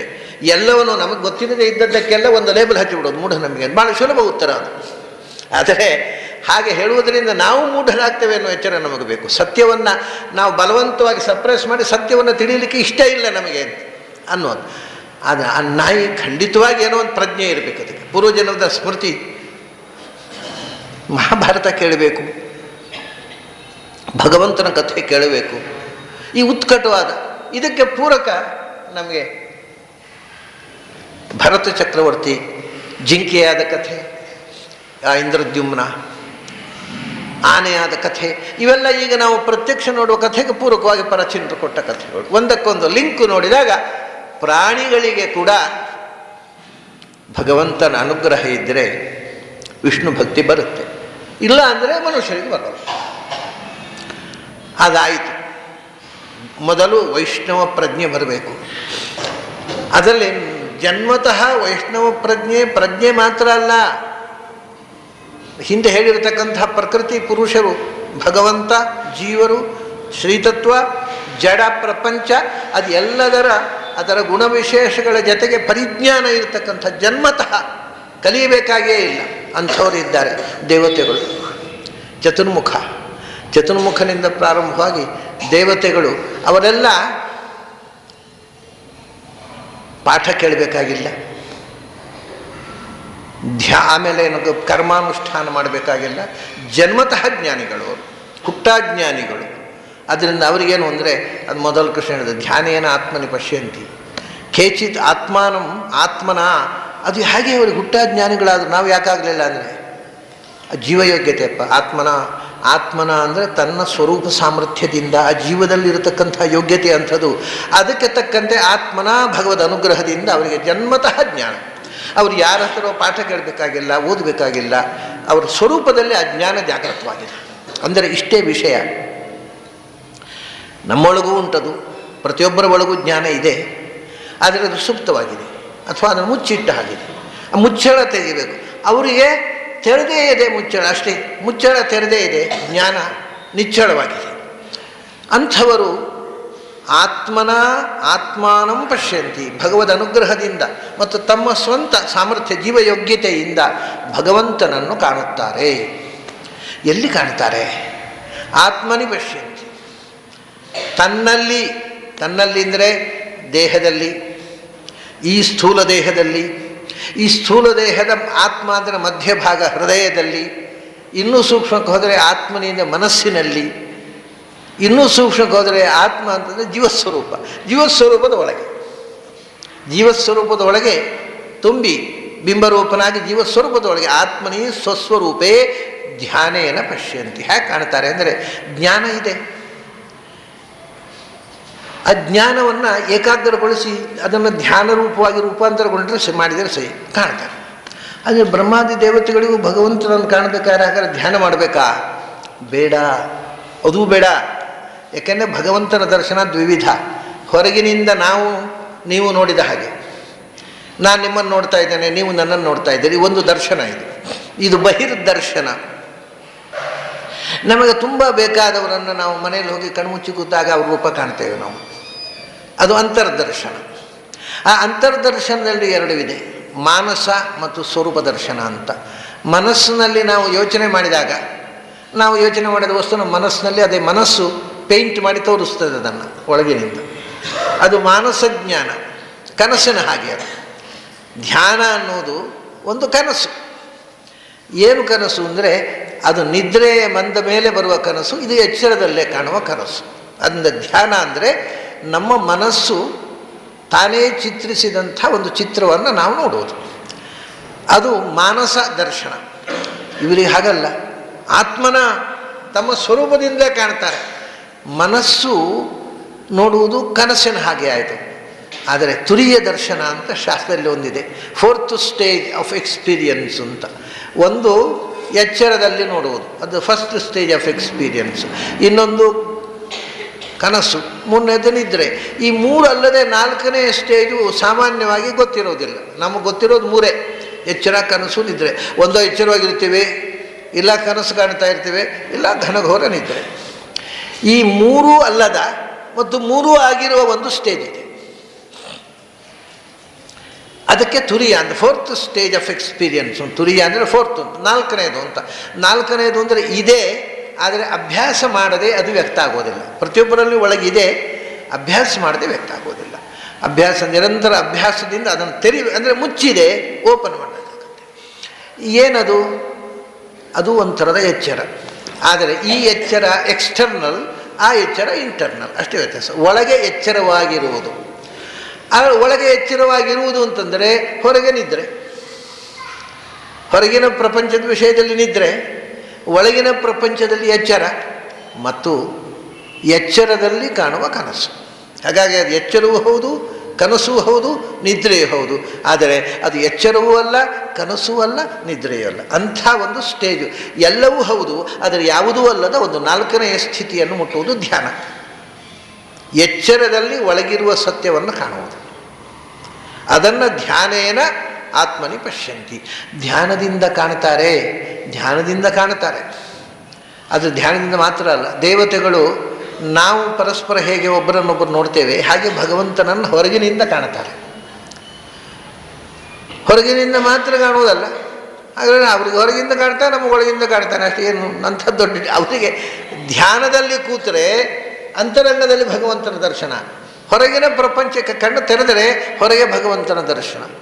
ನಮಗೆ ಹೊರಗೆ ಭಗವಂತನ ದರ್ಶನ ಆಗೋದಿಲ್ಲ, ಧ್ಯಾನದಿಂದ ಭಗವಂತನ ನೋಡಬೇಕಾಗತ್ತೆ. ಹೊರಗಿಂದ ಭಗವಂತನ ದರ್ಶನ ಉಂಟಲ್ಲ, ಅದು ಧ್ಯಾನಕ್ಕಿಂತಲೂ ಸಹಜವಾದ ಸ್ಥಿತಿ. ಅದು ಬ್ರಹ್ಮಾದಿಗಳಿಗೆ ಆ ಸ್ಥಿತಿ ಇದೆ. ಆದರೆ ಅಷ್ಟಕ್ಕೆ ಮುಗಿಯೋಲ್ಲ, ಒಳಗಿರ್ತಕ್ಕ ಭಗವಂತನ ನೋಡ್ಬೇಕಾದ್ರೆ ಅವರೂ ಧ್ಯಾನದಲ್ಲೇ ಕಾಣ್ತಾರೆ. ಕಣ್ಣು ತೆರೆದು ನೋಡುವುದು, ಕಣ್ಣು ಮುಚ್ಚಿ ನೋಡುವುದು ಅಂತ. ನಮಗೆ ಇವಾಗ ನೋಡಿ, ಒಂದು ಪುಸ್ತಕ ಓದ್ತೇವೆ ನಾವು. ಪುಸ್ತಕ ಓದಿ ಆದಮೇಲೆ ಅದನ್ನು ನಾವು ಪುಸ್ತಕ ಮುಚ್ಚಿ, ಕಣ್ಮುಚ್ಚಿ ಓದಿ, ಅದು ಆನಂದ. ಯಾಕೆಂದರೆ ಆವಾಗ ನಿಮಗೆ ಆ ಪುಟದ ಪಂಕ್ತಿಯು ಒಳಗಿಂದ ಕಾಣುತ್ತೆ. ಆದರೆ ಕಣ್ಣು ತೆರೆದಿರೋದಿಲ್ಲ, ನೀವು ಪುಸ್ತಕ ತೆರೆದಿರೋ. ಪುಸ್ತಕ ಮುಚ್ಚಿ, ಕಣ್ಮುಚ್ಚಿ ಓದಿ, ಆಗ ಓದಿದ್ದು ಜಿತ ಆಗುತ್ತೆ, ಒಳಗೆ ಹೋಗುತ್ತೆ, ರೆಕಾರ್ಡ್ ಆಗುತ್ತೆ. ಇಲ್ಲದೇ ಇದ್ದರೆ ಕಣ್ಣು ತೆರೆದು ಓದಿದಿ, ಕಿವಿ ತೆರೆದು ಓದಿದಿ, ಪುಸ್ತಕ ತೆರೆದು ಓದಿದಿ, ಪುಸ್ತಕ ಮುಚ್ಚಿದಾಗ ಓದಿದ್ದು ಹೋಯಿತು. ಆಮೇಲೆ ಏನಿಲ್ಲ, ಪುಸ್ತಕ ಮುಚ್ಚಿ ಎದ್ದ ಕೂಡಲೇ ಪುಸ್ತಕದ ಒಟ್ಟಿಗೆ ವಿಷಯವೂ ಹೋಯಿತು. ನಮಗೆ ಅದು ಒಳಗಿನಿಂದ ರೆಕಾರ್ಡ್ ಆಗಬೇಕಾಗಿದ್ದರೆ ನಾವು ಕಣ್ಮುಚ್ಚಿ ಓದಲಿಕ್ಕೆ ಕಲಿಯಬೇಕು. ಪುಸ್ತಕ ಮುಚ್ಚಿ ಕಣ್ಮುಚ್ಚಿ ಕೂತರೆ ನಾವು ಓದಿದ ಪುಟ, ಅದರ ಸಾಲುಗಳು, ಅದರ ಅಕ್ಷರಗಳು ಕಾಣುತ್ತೆ. ಹಾಗೆ ಓದಿಬಿಟ್ರೆ it is recorded in inner cassette. ಆಮೇಲೆ ಮರೆತು ಹೋಗೋದಿಲ್ಲ. ನಮ್ಮ ಮರೀಲಿಕ್ಕೆ ಕಾರಣದಿಂದ ನಾವು ರೆಕಾರ್ಡೇ ಮಾಡೋದಿಲ್ಲ. ನಮ್ಮ ತಲೆಯಲ್ಲಿ ಕಿವಿಯನ್ನು ಆನ್ ಮಾಡಿಬಿಟ್ರೆ ರೆಕಾರ್ಡ್ ಆಗುತ್ತೆ ಅಂತ, ಅದು ರೆಕಾರ್ಡ್ ಆಗೋದಿಲ್ಲ. ಅದು ಮೈಕಿನ ಸ್ವಿಚ್ ಆನ್ ಮಾಡಿದಾಗ ಅಷ್ಟೇ, ಏನೂ ರೆಕಾರ್ಡ್ ಆಗೋದಿಲ್ಲ. ರೆಕಾರ್ಡ್ ಆಗೋದು ಮನನದಿಂದ. ಅದನ್ನೇ ಆ ರೆಕಾರ್ಡ್ ಆದದ್ದನ್ನು ಮತ್ತೆ ಪುನಃ ರೀಪ್ಲೇ ಮಾಡೋದು ಧ್ಯಾನ. ಮನನ ಅಂದರೆ ಅದು ಒಳಗೆ ರೆಕಾರ್ಡ್ ಮಾಡೋದು. ರೆಕಾರ್ಡ್ ಮಾಡಿದ್ದನ್ನು ಮತ್ತೆ ನಮಗೆ ಬೇಕಾದಾಗ ಸ್ವಿಚ್ ಆನ್ ಮಾಡಿ ನೋಡುವುದು ಧ್ಯಾನ. ಇದೆಲ್ಲವೂ ಒಳಗಿನಿಂದ ಸಹಜವಾಗಿ ಇದೆ. ನೋಡಿ, ನಮ್ಮ ಹತ್ರ ಕ್ಯಾಸೆಟ್ ಇದೆ, ಪ್ಲೇಯರ್ ಇದೆ, ಎಲ್ಲ ಇದೆ. ಆದರೆ ನಾವು ಅಂಗಡಿಗೆ ಹೋಗಿ ಕೊಂಡ್ಕೋತೇವೆ, ಯಾಕೆಂದರೆ ಒಳಗಿದೆ ಅಂತ ಗೊತ್ತಿಲ್ಲ. ಒಳಗಿದೆ ಅಂತ ಕೆಲವರಿಗೆ ಗೊತ್ತಿದೆ, ಅದು ಸ್ವಿಚ್ ಗೊತ್ತಿಲ್ಲ. ಒಳಗಿದೆ ಸ್ವಾಮಿ, ಸ್ವಿಚ್ ಎಲ್ಲಿದೆ ಗೊತ್ತಿಲ್ಲ, ಸರಿ ಕತ್ಲಲ್ಲಿ ಹುಡುಕಾಡೋದು. ಹೀಗೆ ಆಗಿದೆ ಸ್ಥಿತಿ. ಅದಕ್ಕೆ ಕೃಷ್ಣ ಹೇಳ್ತಾನೆ, ಕಣ್ಣು ತೆರೆದರೂ ಭಗವಂತ ಕಾಣುವುದು, ಕಣ್ಣು ಮುಚ್ಚಿ ಧ್ಯಾನಕ್ಕೆ ಕೂತರೂ ಭಗವಂತ ಕಾಣುವುದು. ಅವರಿಗೆ ಯಾವ ಗ್ರಂಥದ ಓದೂ ಬೇಡ, ಯಾವ ಪ್ರಯತ್ನವೂ ಬೇಡ. ಭಗವಂತನ ಅನುಗ್ರಹದಿಂದ ಅಂಥ ದೊಡ್ಡ ಸಿದ್ಧಿ. ಇದು ಒಂದು ಸ್ಥಿತಿ. ಅವರು ಯಾವತ್ತೂ ಭಗವಂತನಲ್ಲೇ ಇರ್ತಾರೆ, ಕೊನೆಗೆ ಭಗವಂತನನ್ನು ಸೇರ್ತಾರೆ. ಇದು ಬ್ರಹ್ಮಾದಿಗಳಿಂದ ಹಿಡಿದು ಸರ್ವೋತ್ಕೃಷ್ಟವಾದ ಈ ಸ್ಥಿತಿ ಚತುರ್ಮುಖನದ್ದು ದೇವತೆಗಳಿಗೆಲ್ಲ. ಯಾಕೆಂದರೆ ಇವರಿಬ್ಬರು ಧ್ಯಾನಾತೀತರು. ಧ್ಯಾನ ಯಾರು? ಪ್ರಕೃತಿ ಮತ್ತು ಪುರುಷ. ಪ್ರಕೃತಿ ಪುರುಷ ಅಂದರೆ ಶ್ರೀತತ್ವ ಮತ್ತು ನಾರಾಯಣ ತತ್ವ, ಅದು ಧ್ಯೇಯ. ಉಳಿದವರೆಲ್ಲೇ ಧ್ಯಾನ ಮಾಡಬೇಕು ಅಧ್ಯಾತ್ರಿಗಳು. ಮೊದಲು ಚತುರ್ಮುಖ ಮೊದಲನೇ ಧ್ಯಾತೃ. ಅವನಿಗೆ ಎಲ್ಲವೂ ಕಣ್ಣು ತೆರೆದಾಗಲೂ ಕಾಣುತ್ತೆ, ಕಣ್ಣು ಮುಚ್ಚಿದಾಗಲೂ ಕಾಣುತ್ತೆ. ಆದರೆ ಕೆಲವು ಸಂಗತಿಗಳನ್ನು ಕಣ್ಮುಚ್ಚಿ ಕಾಣಬೇಕಾಗತ್ತೆ. ಕಣ್ಣು ತೆರೆದಾಗ ಕಾಣುವುದಕ್ಕಿಂತ ಹೆಚ್ಚು ಕಣ್ಣು ಮುಚ್ಚಿದಾಗ ಕಾಣುವುದಕ್ಕೆ ಸಾಧ್ಯವಾಗತ್ತೆ. ಅದಕ್ಕೆ ನೋಡಿ, ಆಲೋಚನೆ ಸರ್ವ ವಿಷಯ ಅಂತ ಹೇಳ್ತಾರೆ. ವಾಯುದೇವರಿಗೆ ಚತುರ್ಮುಖನಿಗೆ ಕೂಡ ಆಲೋಚನೆ ಮಾಡೋದು ಅಂದರೆ ಕಣ್ಣು ಮುಚ್ಚಿ ನೋಡುವುದು. ನಾವು ಆಲೋಚನೆ ಮಾಡುವಾಗ ಕಣ್ತೆರೆದು ನೋಡಿದರೆ ಆಲೋಚನೆ ಮಾಡಲಿಕ್ಕೆ ಆಗೋದಿಲ್ಲ, ಯಾಕಂದರೆ ಎದುರಿದ್ದು ಡಿಸ್ಟರ್ಬೆನ್ಸ್ ಆಗುತ್ತೆ. ಅದನ್ನು ಕಣ್ಣು ಮುಚ್ಚಿಕೊಂಡು ನಾವು ಏನೋ ಯೋಚನೆ ಮಾಡಿದರೆ, ನಾವು ಈ ಸಾಮಾನ್ಯವಾಗಿ ಯಾರಾದರೂ ಇಬ್ಬರು ಚರ್ಚೆ ಹಾಗಲ್ಲ ಹೀಗೆ ಅಂತ ನಾವು ಒಂದು ಮಾತು ಹೇಳ್ತೇವೆ, ಯಾಕೆ ಸುಮ್ಮನೆ ಜಗಳ ಮಾಡ್ತೀರಾ, ಕಣ್ಣು ಮುಚ್ಚಿ ಒಂದು ಕ್ಷಣ ಕೂತು ನಿಮಗೆ ಗೊತ್ತಾಗುತ್ತೆ ಅಂತ. ಹಾಗಾದರೆ ಸತ್ಯ ಗೊತ್ತಾಗೋದು ಕಣ್ಣು ಮುಚ್ಚಿ ನೋಡಬೇಕು, ಕಣ್ಣು ತೆರೆದು ನೋಡಿದಾಗ ಅಲ್ಲ. ಹಾಗೆ ಚತುರ್ಮುಖನಿಗೂ ಕೂಡ ಕಣ್ಮುಚ್ಚಿ ಆಲೋಚನೆ ಮಾಡಿದಾಗ ಹೆಚ್ಚು ವಿಷಯ ತಿಳಿಯುತ್ತೆ, ತನಗೆ ತಿಳಿದದ್ದೇ. ಅದಕ್ಕೆ ಧ್ಯಾನ, ಅದು ಧ್ಯಾನ. ಹೀಗೆ ಧ್ಯಾನೇನ ಆತ್ಮನಿ ಪಶ್ಯಂತಿ ಕೇಚಿತ್ ಆತ್ಮಾನಂ ಆತ್ಮನ. ಕೇಚಿತ್ ಕೆಲವರು ಅಂದರೆ ಪುಣ್ಯಾತ್ಮರು, ತುಂಬ ಎತ್ತರದ ಜೀವಗಳು. ಅದಕ್ಕಿಂತ ಸ್ವಲ್ಪ ಕೆಳಗೆ ಬನ್ನಿ. ಆಮೇಲೆ ದೇವತೆಗಳಿಗಿಂತ ಕೆಳಗಿನ ಹಂತದಲ್ಲಿ ಋಷಿಗಳಿದ್ದಾರೆ. ಅವರು ಅನ್ಯೇ ಸಾಂಖ್ಯೇನ ಯೋಗೇನ, ಅವರು ಸಾಂಖ್ಯಯೋಗ. ಸಾಂಖ್ಯ ಅಂದರೆ ಶುದ್ಧಾತ್ಮ ತತ್ವ ವಿಜ್ಞಾನಂ ಸಾಂಖ್ಯಮಿತ್ಯಭಿಧೀಯತೆ. ಶುದ್ಧ ಆತ್ಮತತ್ವ ವಿಜ್ಞಾನಂ, ವೇದಗಳಲ್ಲಿ ಉಪನಿಷತ್ತುಗಳಲ್ಲಿ ಹೇಳಿದಂತೆ, ವ್ಯಾಸರು ಮಹಾಭಾರತ ಪುರಾಣಗಳಲ್ಲಿ ಹೇಳಿದಂತೆ ಆತ್ಮತತ್ವವನ್ನು ಪರಿಶುದ್ಧವಾಗಿ ತಿಳ್ಕೊಳ್ಳುವುದು. ಪರಿಶುದ್ಧವಾದ ಆತ್ಮವನ್ನು, ಆತ್ಮ ಪರಿಶುದ್ಧವಾಗಿದ್ದು ಸಾಲದು, ಅದರ ಜ್ಞಾನ ಪರಿಶುದ್ಧವಾಗಿರ್ಬೇಕಂದ್ರೆ ನಾವು ಯದ್ವತತ್ವ ತಿಳ್ಕೊಂಡ್ರೆ ಅದು ಎಷ್ಟು ಶುದ್ಧವಾಗಿದ್ದರೆ ಏನು ಉಪಯೋಗ. ಅದರಿಂದ ಪರಿಶುದ್ಧವಾಗಿ ಆತ್ಮತತ್ವವನ್ನು ತಿಳ್ಕೊಳ್ಳೋದು. ಆತ್ಮತತ್ವ ಅಂದರೆ ಎರಡು ಬಂತು, ಪ್ರಕೃತಿ ಪುರುಷ, ಪರಮಪುರುಷ ಮತ್ತು ಅವರ ಪುರುಷ, ಜೀವನನ್ನು ಮತ್ತು ಪರಮಾತ್ಮನನ್ನು ಯಥಾವತ್ತಾಗಿ ತಿಳ್ಕೊಳ್ಳೋದು. ಇದು ಶುದ್ಧ ಆತ್ಮತತ್ವ ವಿಜ್ಞಾನ. ಇದೇ ಸಾಂಖ್ಯ ಯೋಗ. ಯೋಗ ಅಂತಂದರೆ ಉಪಾಯ ಅಂತ ಅರ್ಥ, ಮೆಥಡಾಲಜಿ ಅಂತ ಹೇಳ್ತೇವಲ್ಲ ನಾವು, ಅದಕ್ಕೆ ಯೋಗ ಅಂತ ಸಂಸ್ಥೆ. ಇದು ಒಂದು ಮೆಥಡಾಲಜಿ. ಭಗವಂತನನ್ನು ಕಾಣುವುದಕ್ಕೆ ಋಷಿಗಳಿಗೆ ಇದೊಂದು ಉಪಾಯ. ಏನಂದರೆ ಸಾಂಖ್ಯ. ಅವರು ಮೊದಲು ಆತ್ಮತತ್ವದ ಜ್ಞಾನ ಗಳಿಸಿ, ಆ ಜ್ಞಾನದ ಮೂಲಕ ಅಂದರೆ ಶಾಸ್ತ್ರ ಗ್ರಂಥಗಳು, ವೇದಾದಿ ಗ್ರಂಥಗಳ ಅರಿವು, ಆ ಅರಿವು ಅವರಿಗೆ ಅದು ಅದನ್ನು ತಾವೇ ಸ್ವತಃ ಜ್ಞಾನ ಸ್ಫುರಣ ಅಂತ. ಅರಿವು ಎರಡು ಥರ ಇದೆ, ಅದು ಕೂಡ ಒಂದು ಇಂಟರ್ನಲ್ ಮತ್ತೊಂದು ಎಕ್ಸ್ಟರ್ನಲ್ ಅಂತ. ಒಂದು ಇಂಟರ್ನಲ್ ಅಂದರೆ ನಿಮ್ಮ ಒಳಗೆ ಇರ್ತದೆ, ಅದು ಅದರ ವಿಷಯವನ್ನು ನೀವು ಯಾವುದೋ ಒಂದು ಗ್ರಂಥದಲ್ಲಿ ಒಂದು ಪುಸ್ತಕದಲ್ಲಿ ನೋಡಿದ ತಕ್ಷಣ ಒಳಗಿಂದ ಫ್ಲ್ಯಾಶ್ ಆಗುತ್ತೆ, ಹೊಳೆಯೋದು ಒಂದು. ಮತ್ತೊಂದನ್ನು ನೋಡಿ ತಿಳಿಯೋದು ಮತ್ತು ತನ್ನಷ್ಟಕ್ಕೆ ಹೊಳೆಯೋದು ಅಂತ ಎರಡು ಥರ ಇದೆ. ಋಷಿಗಳಿಗೆ ಅದನ್ನು ತನ್ನಷ್ಟಕ್ಕೆ ಹೊಳೆಯುತ್ತೆ ಜ್ಞಾನ. ಆ ವೇದ ಮಂತ್ರಗಳೇ ಹೊಳೆಯುತ್ತವೆ ಅವರಿಗೆ. ಮಂತ್ರವನ್ನು ಪಾಠಗಳೇ ಅರ್ಥ ಆಗುವುದಲ್ಲ, ಆ ಜ್ಞಾನದ ಜೊತೆಗೆ ಮಂತ್ರಗಳು ಹೊಳೆಯುತ್ತವೆ. ಹಾಗಾಗಿ ಜ್ಞಾನದ ಸ್ಫುರಣ, ಅದು ಜ್ಞಾನದ ಗ್ರಹಣ ಅಲ್ಲ. ಅವರು ನಮ್ಮಲ್ಲಿ ಮಕ್ಕಳಿಗೆ ಬಾಲಹ ಅಂತ ಶಬ್ದ ಬರೆಯುವಾಗ ಈ ತರ್ಕಶಾಸ್ತ್ರದಲ್ಲಿ ಒಂದು ಹೇಳ್ತಾರೆ, ಗ್ರಹಣ ಧಾರಣ ಪಟುರು ಬಾಲಹ ನಸ್ಥನಂದಯ ಅಂತ. ಬಾಲಹ ಅಂದರೆ ಎದೆ ಹಾಲು ಕುಡಿಯುವ ಮಗುವಲ್ಲ. ಮತ್ತು ಬಾಲಕರಿಗೋಸ್ಕರ ಈ ಗ್ರಂಥ ಬರೀತೇನೆ ಅಂದರೆ, ಬಾಲಕರಿಗೆ ಎದೆ ಹಾಲು ಕುಡಿಯುವ ಮಕ್ಕಳಿಗೆ ಕೊಂಡೋಗಿ ವೇದಾಂತ ಪುಸ್ತಕ ಕೊಟ್ಟರೆ ಏನು ಅರ್ಥ ಆಗುತ್ತೆ? ಅದಕ್ಕೆ ಬಾಲರು ಅಂದರೆ ಅವರಲ್ಲಪ್ಪ. ಮತ್ತು ಗ್ರಹಣ ಧಾರಣ ಪಟುಹು, ಯಾರು ಹೇಳಿದ್ದನ್ನು ಕೇಳಿ ಅರ್ಥ ಮಾಡಿಕೊಂಡು ನೆನಪಿಟ್ಟುಕೊಳ್ತಾರೋ ಅವರು ಬಾಲರು. ಅದರಿಂದ ವಯಸ್ಸು ಎಷ್ಟಾದ 60ನೇ ಶಾಂತಿ ಆದ ಬಾಲರು ಇರ್ತಾರೆ. ನಮಗೆ ಅವ್ರಿಗೆ ಹೇಳಿದ್ದು ಅರ್ಥ ಆಗಬೇಕು, ಅರ್ಥ ಆದ ನೆನಪಿರಬೇಕು, ಅವರು ಬಾಲರು. ನೋಡಿ, ಅದಕ್ಕೆ ವಯಸ್ಸಿನ ಮಿತಿ ಇಲ್ಲ, ಅವರು ಬಾಲರು.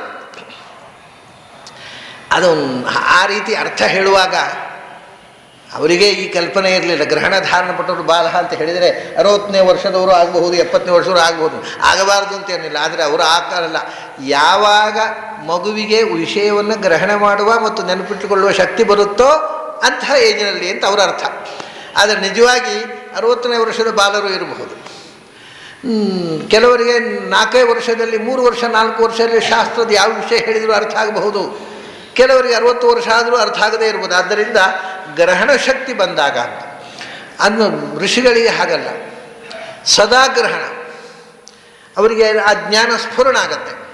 ದೇವತೆಗಳಿಗೆ ಸದಾ ಸ್ಫುರಣ, ಇವರಿಗೆ ಹಾಗಲ್ಲ, ಪ್ರಯತ್ನದಿಂದ ಸ್ಫುರಣ. ಆದ್ದರಿಂದ ಸ್ವಲ್ಪ ಅವರಿಗಿಂತ ಮೊದಲು ಅಜ್ಞಾನದ ಸ್ಫುರಣವಾಗಿ ಆ ಜ್ಞಾನದ ಮೂಲಕ ಸ್ಫುರಣವಾದಂತಹ ಭಗವತ್ ಸ್ವರೂಪವನ್ನು ಧ್ಯಾನ ಮಾಡ್ತಾರೆ. ಇವರಿಗೆ ಜ್ಞಾನದಿಂದ ಧ್ಯಾನ, ಅವರಿಗೆ ಜ್ಞಾನವೂ ಸಹಜ. ಅವರು ಧ್ಯಾನ ಯಾವ ಕ್ಷಣಕ್ಕೂ ಧ್ಯಾನ ಮಾಡಬಹುದು, ಧ್ಯಾನ ಮಾಡದೆಯೂ ಕಾಣಬಹುದು. ಇದು ಮೊದಲನೆಯ ಸ್ಟೇಜ್. 2ನೇ ಸ್ಟೇಜ್ನಲ್ಲಿದ್ದವರು ಋಷಿಗಳು, ಅವರ ಜ್ಞಾನ ಸ್ಫುರಣ ಆಗುತ್ತೆ, ತನ್ನಷ್ಟಕ್ಕೆ ವಿಷಯಗಳು ಹೊಳಿತಾವೆ ಅವರಿಗೆ. ನಮ್ಮಲ್ಲಿ ಕಷ್ಟ ಏನು ಅಂದರೆ ವಿದ್ಯೆ ಕೇಚಿತ್ ಸ್ವಯಂ ಕೇಚಿತ್ ಅನ್ಯೀಹಿ ಶ್ರುತ್ವ ಅಂತ ಆಚಾರ್ಯರು ಹೇಳ್ತಾರೆ. ತನ್ನಷ್ಟಕ್ಕೆ ಸ್ಫುರಣ ಆಗುವುದು ಮತ್ತು ಇನ್ನೊಂದನ್ನು ಕೇಳಿ ತಿಳಿಯೋದು ಅಂತ. ಇನ್ನೊಬ್ಬರ ಹತ್ರ ಕೇಳಿ ತಿಳಿಯೋದು ಅನ್ನೋದು most inferior quality of practice. ನಮಗೆ ಸತ್ಯ ಸ್ಫುರಣ ಆಗಬೇಕು. ಅದು ಋಷಿಗಳಿಗೆ ಜ್ಞಾನ ಸ್ಫುರಣ ಆಯಿತು, ಅದರಿಂದ ಸತ್ಯದ ಸ್ಫುರಣ ಆಯಿತು, ಧ್ಯಾನ ಕೂತರು. ಇದು 2ನೇದು. ಕೇಚಿತ್ ಅನ್ಯೇ ಸಾಂಖ್ಯೇನ ಯೋಗೇನ. ಅವರು ಅಲ್ಲ, ಋಷಿಗಳು ಅಲ್ಲ. ಋಷಿಗಳ ನಂತರ ಹಿಂದಿನ ಯುಗದಲ್ಲಿ ಆಗಿ ಹೋದಂಥ ಮನ್ವಂತರಗಳಲ್ಲಿ, ಹಿಂದಿನ ಪ್ರತಿಯೊಂದು ಮನ್ವಂತರದಲ್ಲೂ ಮನ್ವಂತರದ ಪ್ರಾರಂಭದಲ್ಲಿ ಆಗಿ ಹೋಗಿರ್ತಕ್ಕಂಥ ಚಕ್ರವರ್ತಿಗಳು, ಪ್ರಿಯವ್ರತ, ಉತ್ತಾನಪಾದ, ಗಯ, ಧ್ರುವ, ಪ್ರಹ್ಲಾದ, ಇವರೆಲ್ಲ ಅಂದರೆ ರಾಜರುಗಳ ವಂಶದಲ್ಲಿ ಬಂದ ಚಕ್ರವರ್ತಿಗಳು ಮತ್ತು ಬಹಳ ಭಗವಂತನಿಗೆ ಹತ್ತಿರವಾಗಿರ್ತಕ್ಕಂಥವ್ರು. ಅವರು ಕರ್ಮದೇವತೆಗಳು ಅಂತ ಕೂಡ ಕರೀತಾರೆ ಅಂಥವ್ರಲ್ಲಿ ಕೆಲವರನ್ನು. ಕರ್ಮದೇವತೆಗಳು ತಮ್ಮ ಕರ್ಮಾನುಷ್ಠಾನದಿಂದ ದೇವತೆಗಳ ಎತ್ತರಕ್ಕೇರಿದವರು. ಜನ್ಮತಃ ದೇವತೆಗಳಲ್ಲ, ಕರ್ಮಾನುಷ್ಠಾನದಿಂದ ದೇವತೆಗಳ ಮಟ್ಟಕ್ಕೆ ಏರಿ ನಿಂತವರು.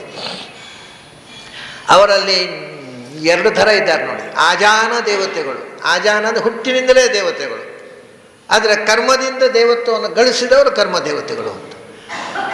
ಆಜಾನ ಅಂದರೆ ಆ ಜನನಾಥ್, ಹುಟ್ಟ ದೇವತೆಗಳು, ಕರ್ಮದ ದೇವತೆಗಳು.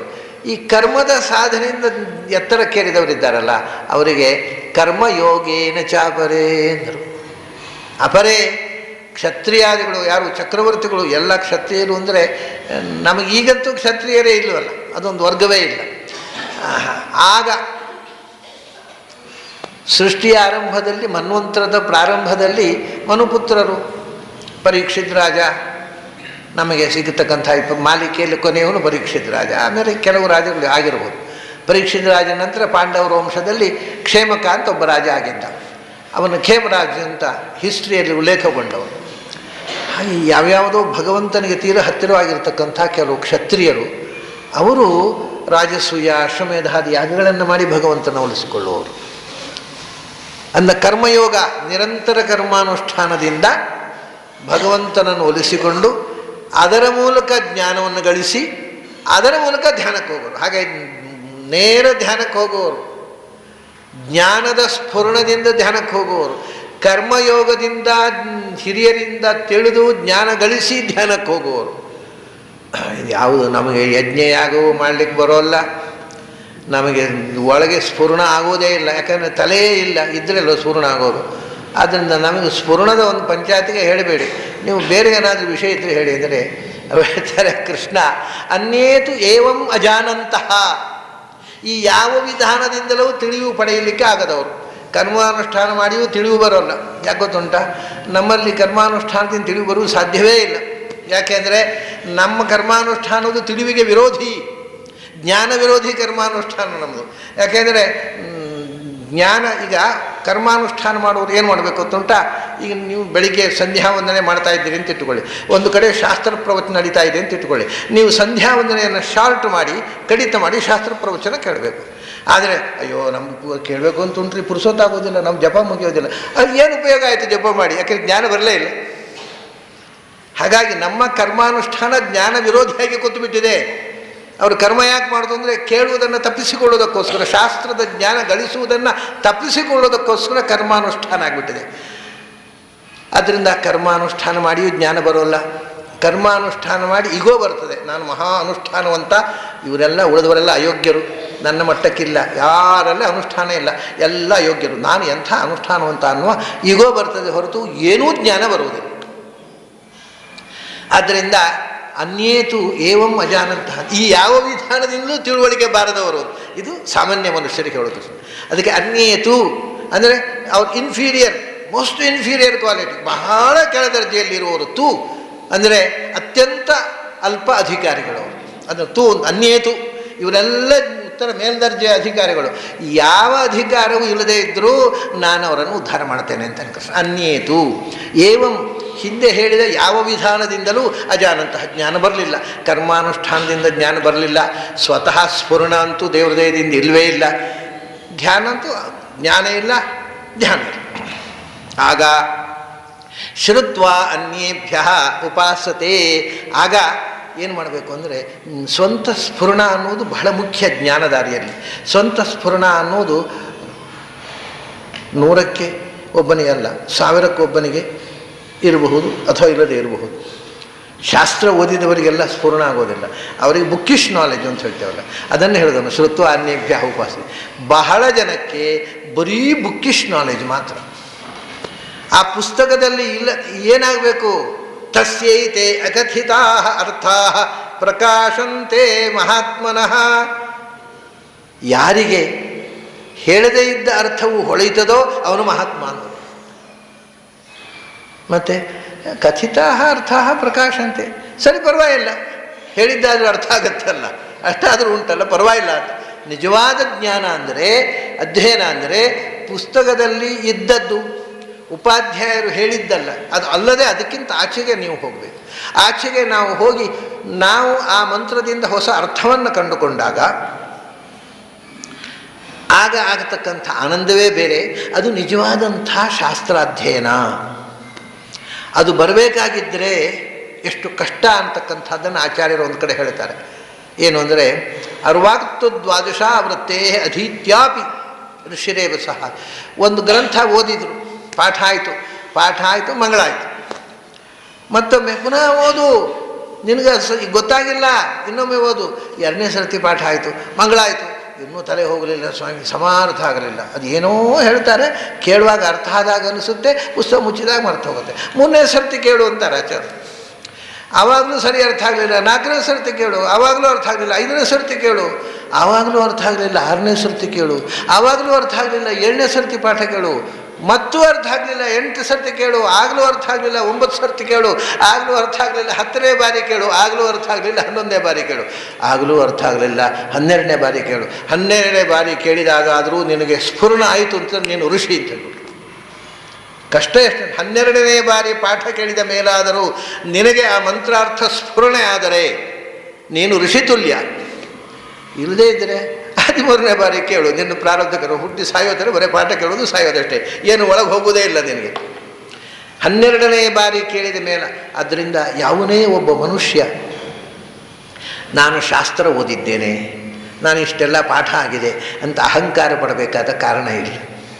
ನಮ್ಮ ಎಲ್ಲ ಶಾಸ್ತ್ರದ ಅಧ್ಯಯನವೂ ಕೃಷ್ಣ ಹೇಳಿದ ಈ ಕೊನೆಯ ಕ್ಲಾಸಿನ ಅಧ್ಯಯನ. ಒಳಗೆ ಹೋಗದೆ ಪುಸ್ತಕ ಮಂಗಳ. ನಿಜವಾದಂಥ ಮಂತ್ರದ ಅಥವಾ ಶಾಸ್ತ್ರದ ರಹಸ್ಯ ಸ್ಫುರಣ ಆಗದೆಯೇ ನಾವು ಪಾಠ ಕೇಳೋದು, ಪಾಠ ಮಂಗಳ ಮಾಡೋದು. ಅದನ್ನೇ ಶ್ರುತ್ವ ಅನ್ಯೇಭ್ಯ. ಸ್ವಯಂ ಸ್ಫುರಣ ಇಲ್ಲದೇ ಇದ್ದವರು ಇನ್ನೊಬ್ಬರ ಹತ್ರ ಕೇಳಿ ತಿಳ್ಕೊಳ್ತಾರೆ. ಇನ್ನೊಬ್ಬರದ್ದು ಕೇಳಿ ತಿಳ್ಕೊಂಡು ಅನುಮಾನ ಮಾಡ್ತಾರೆ, ಅದರಿಂದ ಕರ್ಮಾನುಷ್ಠಾನ ಮಾಡ್ತಾರೆ. ಕರ್ಮಾನುಷ್ಠಾನ ಇನ್ನಷ್ಟು ಬೆಳೀತಾರೆ, ಮನಃಶುದ್ಧಿಯಿಂದ ಮತ್ತಷ್ಟು ಜ್ಞಾನ ಸಂಪಾದನೆ ಮಾಡ್ತಾರೆ, ಮತ್ತೆ ಧ್ಯಾನ ಮಾಡ್ತಾರೆ. ಅಂತೂ ಧ್ಯಾನಕ್ಕೆ ಹೋಗಲೇಬೇಕು. ಹೋಗ್ಬೇಕಾದ್ರೆ ಇವರು ಧ್ಯಾನಕ್ಕೆ ಹೋಗ್ಬೇಕಾದ್ರೆ ದೂರ ಉಂಟು, ಭಾರಿ ದೂರ, ತುಂಬ ಮೆಟ್ಲು ಹತ್ತಿ ಹೋಗಬೇಕು. ದೇವತೆಗಳಿಗೆ ಧ್ಯಾನದ ಮೆಟ್ಲಿನಲ್ಲೇ ಇದ್ದಾರೆ ಅವರು. ಋಷಿಗಳು 1-2 ಮೆಟ್ಲು ಹತ್ತಿ ಹೋಗಬೇಕು. ಕರ್ಮಾನುಷ್ಠಾನ ಮಾಡುವವರು 4-5 ಮೆಟ್ಲು ಹತ್ತಿ ಹೋಗಬೇಕು. ಇವರು 8-10 ಮೆಟ್ಲು ಹತ್ತಿ ಹೋಗ್ಬೇಕು. ಅಂತೂ ಹೋಗ್ಲಿಕ್ಕಾಗತ್ತೆ, ಭಾಳ ಕೆಳಗೆ ಇದ್ದಾರೆ ಇವರು.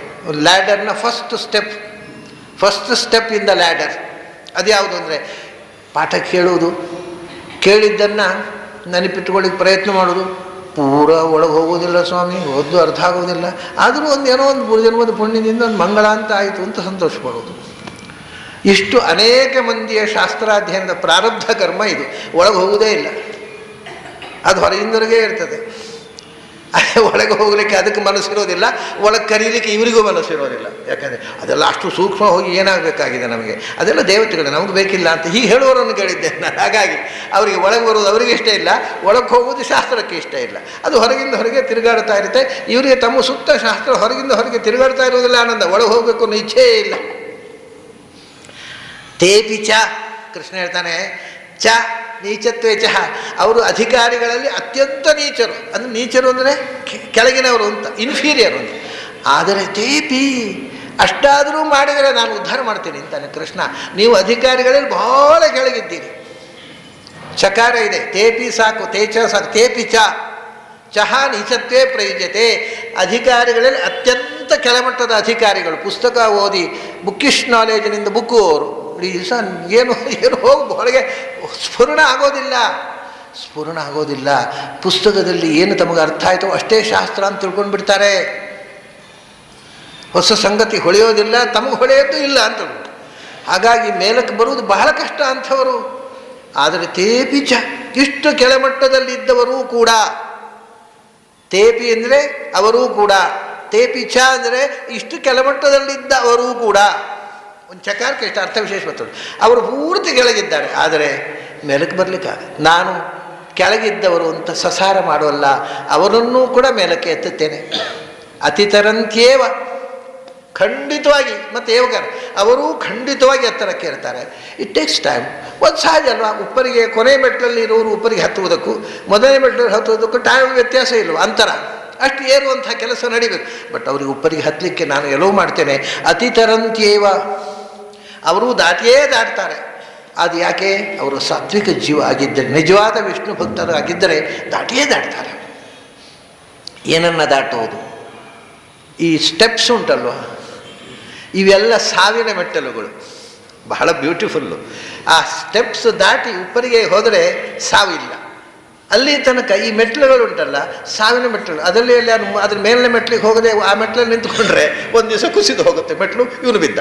ಅವು ಇಷ್ಟು ಸಾವಿನ ಮೆಟ್ಲುಗಳು, ಒಂದು ಸಾವಿನ ಮೆಟ್ಟಲಿನಿಂದ ಇನ್ನೊಂದು ಸಾವಿನ ಮೆಟ್ಟಲು, ಹಾಗೆ ಹೋಗಿ ಹೋಗಿ ಹೋಗಿ ಕೊನೆಯ ಮೆಟ್ಟಲನ್ನು ದಾಟಿ ಉಪ್ಪರಿಗೆ ಹತ್ತಿಬಿಟ್ರೆ ಮತ್ತೆ ಮೃತ್ಯುಂ ಅತಿತರಂತಿ, ಮತ್ತೆ ಸಾಯಬೇಕಾಗಿಲ್ಲ. ಮೆಟ್ಲು ಸಾವಿನ ಮೆಟ್ಟಲು, ಅದು ಒಂದೊಂದು ಮೆಟ್ಲಲ್ಲೂ ಕೊನೆಯ ಮೆಟ್ಲಲ್ಲಿ ನಿಂತವರು ಸಾಯಬೇಕು. ಎಲ್ಲ ಸ್ಟೆಪ್ಸು ಸಾವಿಗೆ ನಮ್ಮನ್ನು ಕೊಂಡೊಯ್ಯುವಂಥದ್ದು. ಎಲ್ಲ ಮೆಟ್ಟಲುಗಳನ್ನು ದಾಟಿ ಆಚೆಗೆ ಹೋದೆವು, ಆಗ ಮೃತ್ಯು ಮೆಟ್ಲನ್ನು ದಾಟಿದೆವು, ಅಂದರೆ ಮೃತ್ಯುವನ್ನು ದಾಟಿದೆವು.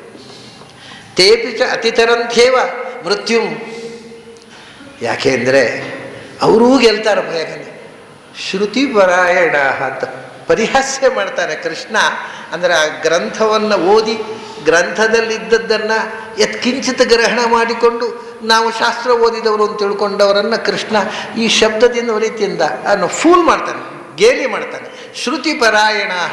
ಇವ್ರಿಗೆ ದೊಡ್ಡ ಸಂಗತಿ ಅಂದರೆ ಕೇಳೋದು, ಪಾಠ ಕೇಳೋದೇ ಒಂದು ಕಾರ್ಯಕ್ರಮ. ಶ್ರುತಿ ಅಂದರೆ ಶ್ರವಣ. ಯಾವುದನ್ನು? ವೇದವನ್ನು. ವೇದ ಪುಸ್ತಕ ಬಿಡಿಸಿದ್ರು, ಪಾಠ ಕೇಳಿದರು, ಮಂಗಳ ಮಾಡಿದರು. ಅದೇ ದೊಡ್ಡ ಸಂಗತಿಯಾಗಿ ಸ್ವಂತ ಸ್ಫುರಣವೇ ಇಲ್ಲದ ಜನ. ಯಾವಾಗ ನಿಮಗೆ ವೇದದಲ್ಲಿ ಹೇಳಿದ್ದು ನಿಮಗೆ ವೇದ ಓದದೆ ಸ್ಫುರಣ ಆಗುತ್ತೋ ಆವಾಗ ನಿಜವಾದ ಅಧಿಕಾರಿಗಳಾದರೆ ಮೆಟ್ಲು ಮತ್ತೆ ಸರ್ವ ಹತ್ತಬಹುದು. ಇಲ್ಲದೇ ಇದ್ದರೆ ಒಂದನೇ ಮೆಟ್ಲಿಗೆ ಕಾಲಿಡುವುದಲ್ಲ, ಕಾಲಿಡ್ಲಿಕ್ಕೆ ಅಂತ ಎತ್ತುವುದು, ಅಷ್ಟೊತ್ತಿಗೆ ಆಯುಸ್ಸು ಮುಗಿದು ಹೋಗುತ್ತೆ. ಮತ್ತು ಇಡ್ಲಿಕ್ಕೆ ಸಣ್ಣ ಮಾಡೋದು, ಅಷ್ಟೊತ್ತಿಗೆ ಇನ್ನೊಂದು ಜನ್ಮ ಹೋಗಿಬಿಡುತ್ತೆ. ಕಾಲಿಡುವಾಗ 3 ಜನ್ಮ 4 ಜನ್ಮ ಆಗಿಬಿಡುತ್ತೆ. ಅದರಿಂದ ಶ್ರುತಿಯೇ ಪರಾಯಣ ಅವರಿಗೆ. ಅತ್ಯಲ್ಪಾಧಿಕಾರಿತ್ವಾದ ಶ್ರುತಿಪರಾಯಣ ಇತ್ಯುಕ್ತ ಅಂತ ಹೇಳ್ತಾರೆ ಆಚಾರ್ಯರು. ಬೇರೆ ವೇದ ಪುಸ್ತಕ ಹಿಡ್ಕೊಂಡು ಒದ್ದಾಡೋ ಮಂದಿ ಇದ್ದಾರಲ್ಲ, ಏನೂ ಸ್ಫುರಣ ಇಲ್ಲದೆ ಪಂಕ್ತ್ಯರ್ಥ, ಅದು ಗುರುಗಳು ಹೇಳಿದ್ದು ಪೂರ ಅರ್ಥ ಆಗೋದಿಲ್ಲ, ಪರದಾಡುವ ಮಂದಿ ಇದ್ದಾರಲ್ಲ, ಇವರು ಅತ್ಯಂತ ಅಲ್ಪಾಧಿಕಾರಿಗಳು. ಅದಕ್ಕೋಸ್ಕರ ಶ್ರುತಿಪರಾಯಣ ಅಂತ ಕೃಷ್ಣ ಅವರನ್ನು ಕರೀತಾನೆ ಅಂತ ಆಚಾರ್ಯರು ಭಾಷ್ಯ ಬರೀತಾರೆ. ಬಹಳ ರೋಚಕವಾದ ವಿಷಯ ನೋಡಿ. ಶ್ರುತಿಪರಾಯಣ ಅಂದರೆ ಭಾರಿ ಹೊಗಳಿಕೆಯ ಶಬ್ದ ಅಲ್ಲ, ಪರಿಹಾಸ್ಯದ ಶಬ್ದ. ಇಲ್ಲಿ ವಿಚಿತ್ರ ಇದು, ಗಮನಿಸಿ.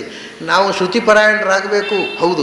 ಆದರೆ ಇಲ್ಲಿ ಕೃಷ್ಣ ಅದನ್ನು ಎಷ್ಟು ವಿರುದ್ಧವಾದ ಅರ್ಥದಲ್ಲಿ ಬಳಸ್ತಾನೆ ಅಂದರೆ, ನಿಮಗೆ ಬರೇ ಶ್ರುತಿ ಮಂತ್ರಗಳನ್ನು ಉರಿ ಹೊಡೆಯುವುದು ಬಿಟ್ಟು ಇನ್ನೇನು, ಇದು ಅನುವಾಕಹತ ಬುದ್ಧಿಹೀನತೆ ತತ್ವಾರ್ಥ. ಇದೇ ಮಾತನ್ನು, ಇದು ಕೃಷ್ಣ ಹೇಳಿದ ಮಾತು ಮಹಾಭಾರತದಲ್ಲಿ ಭೀಮಸೇನ ಹೇಳ್ತಾರೆ.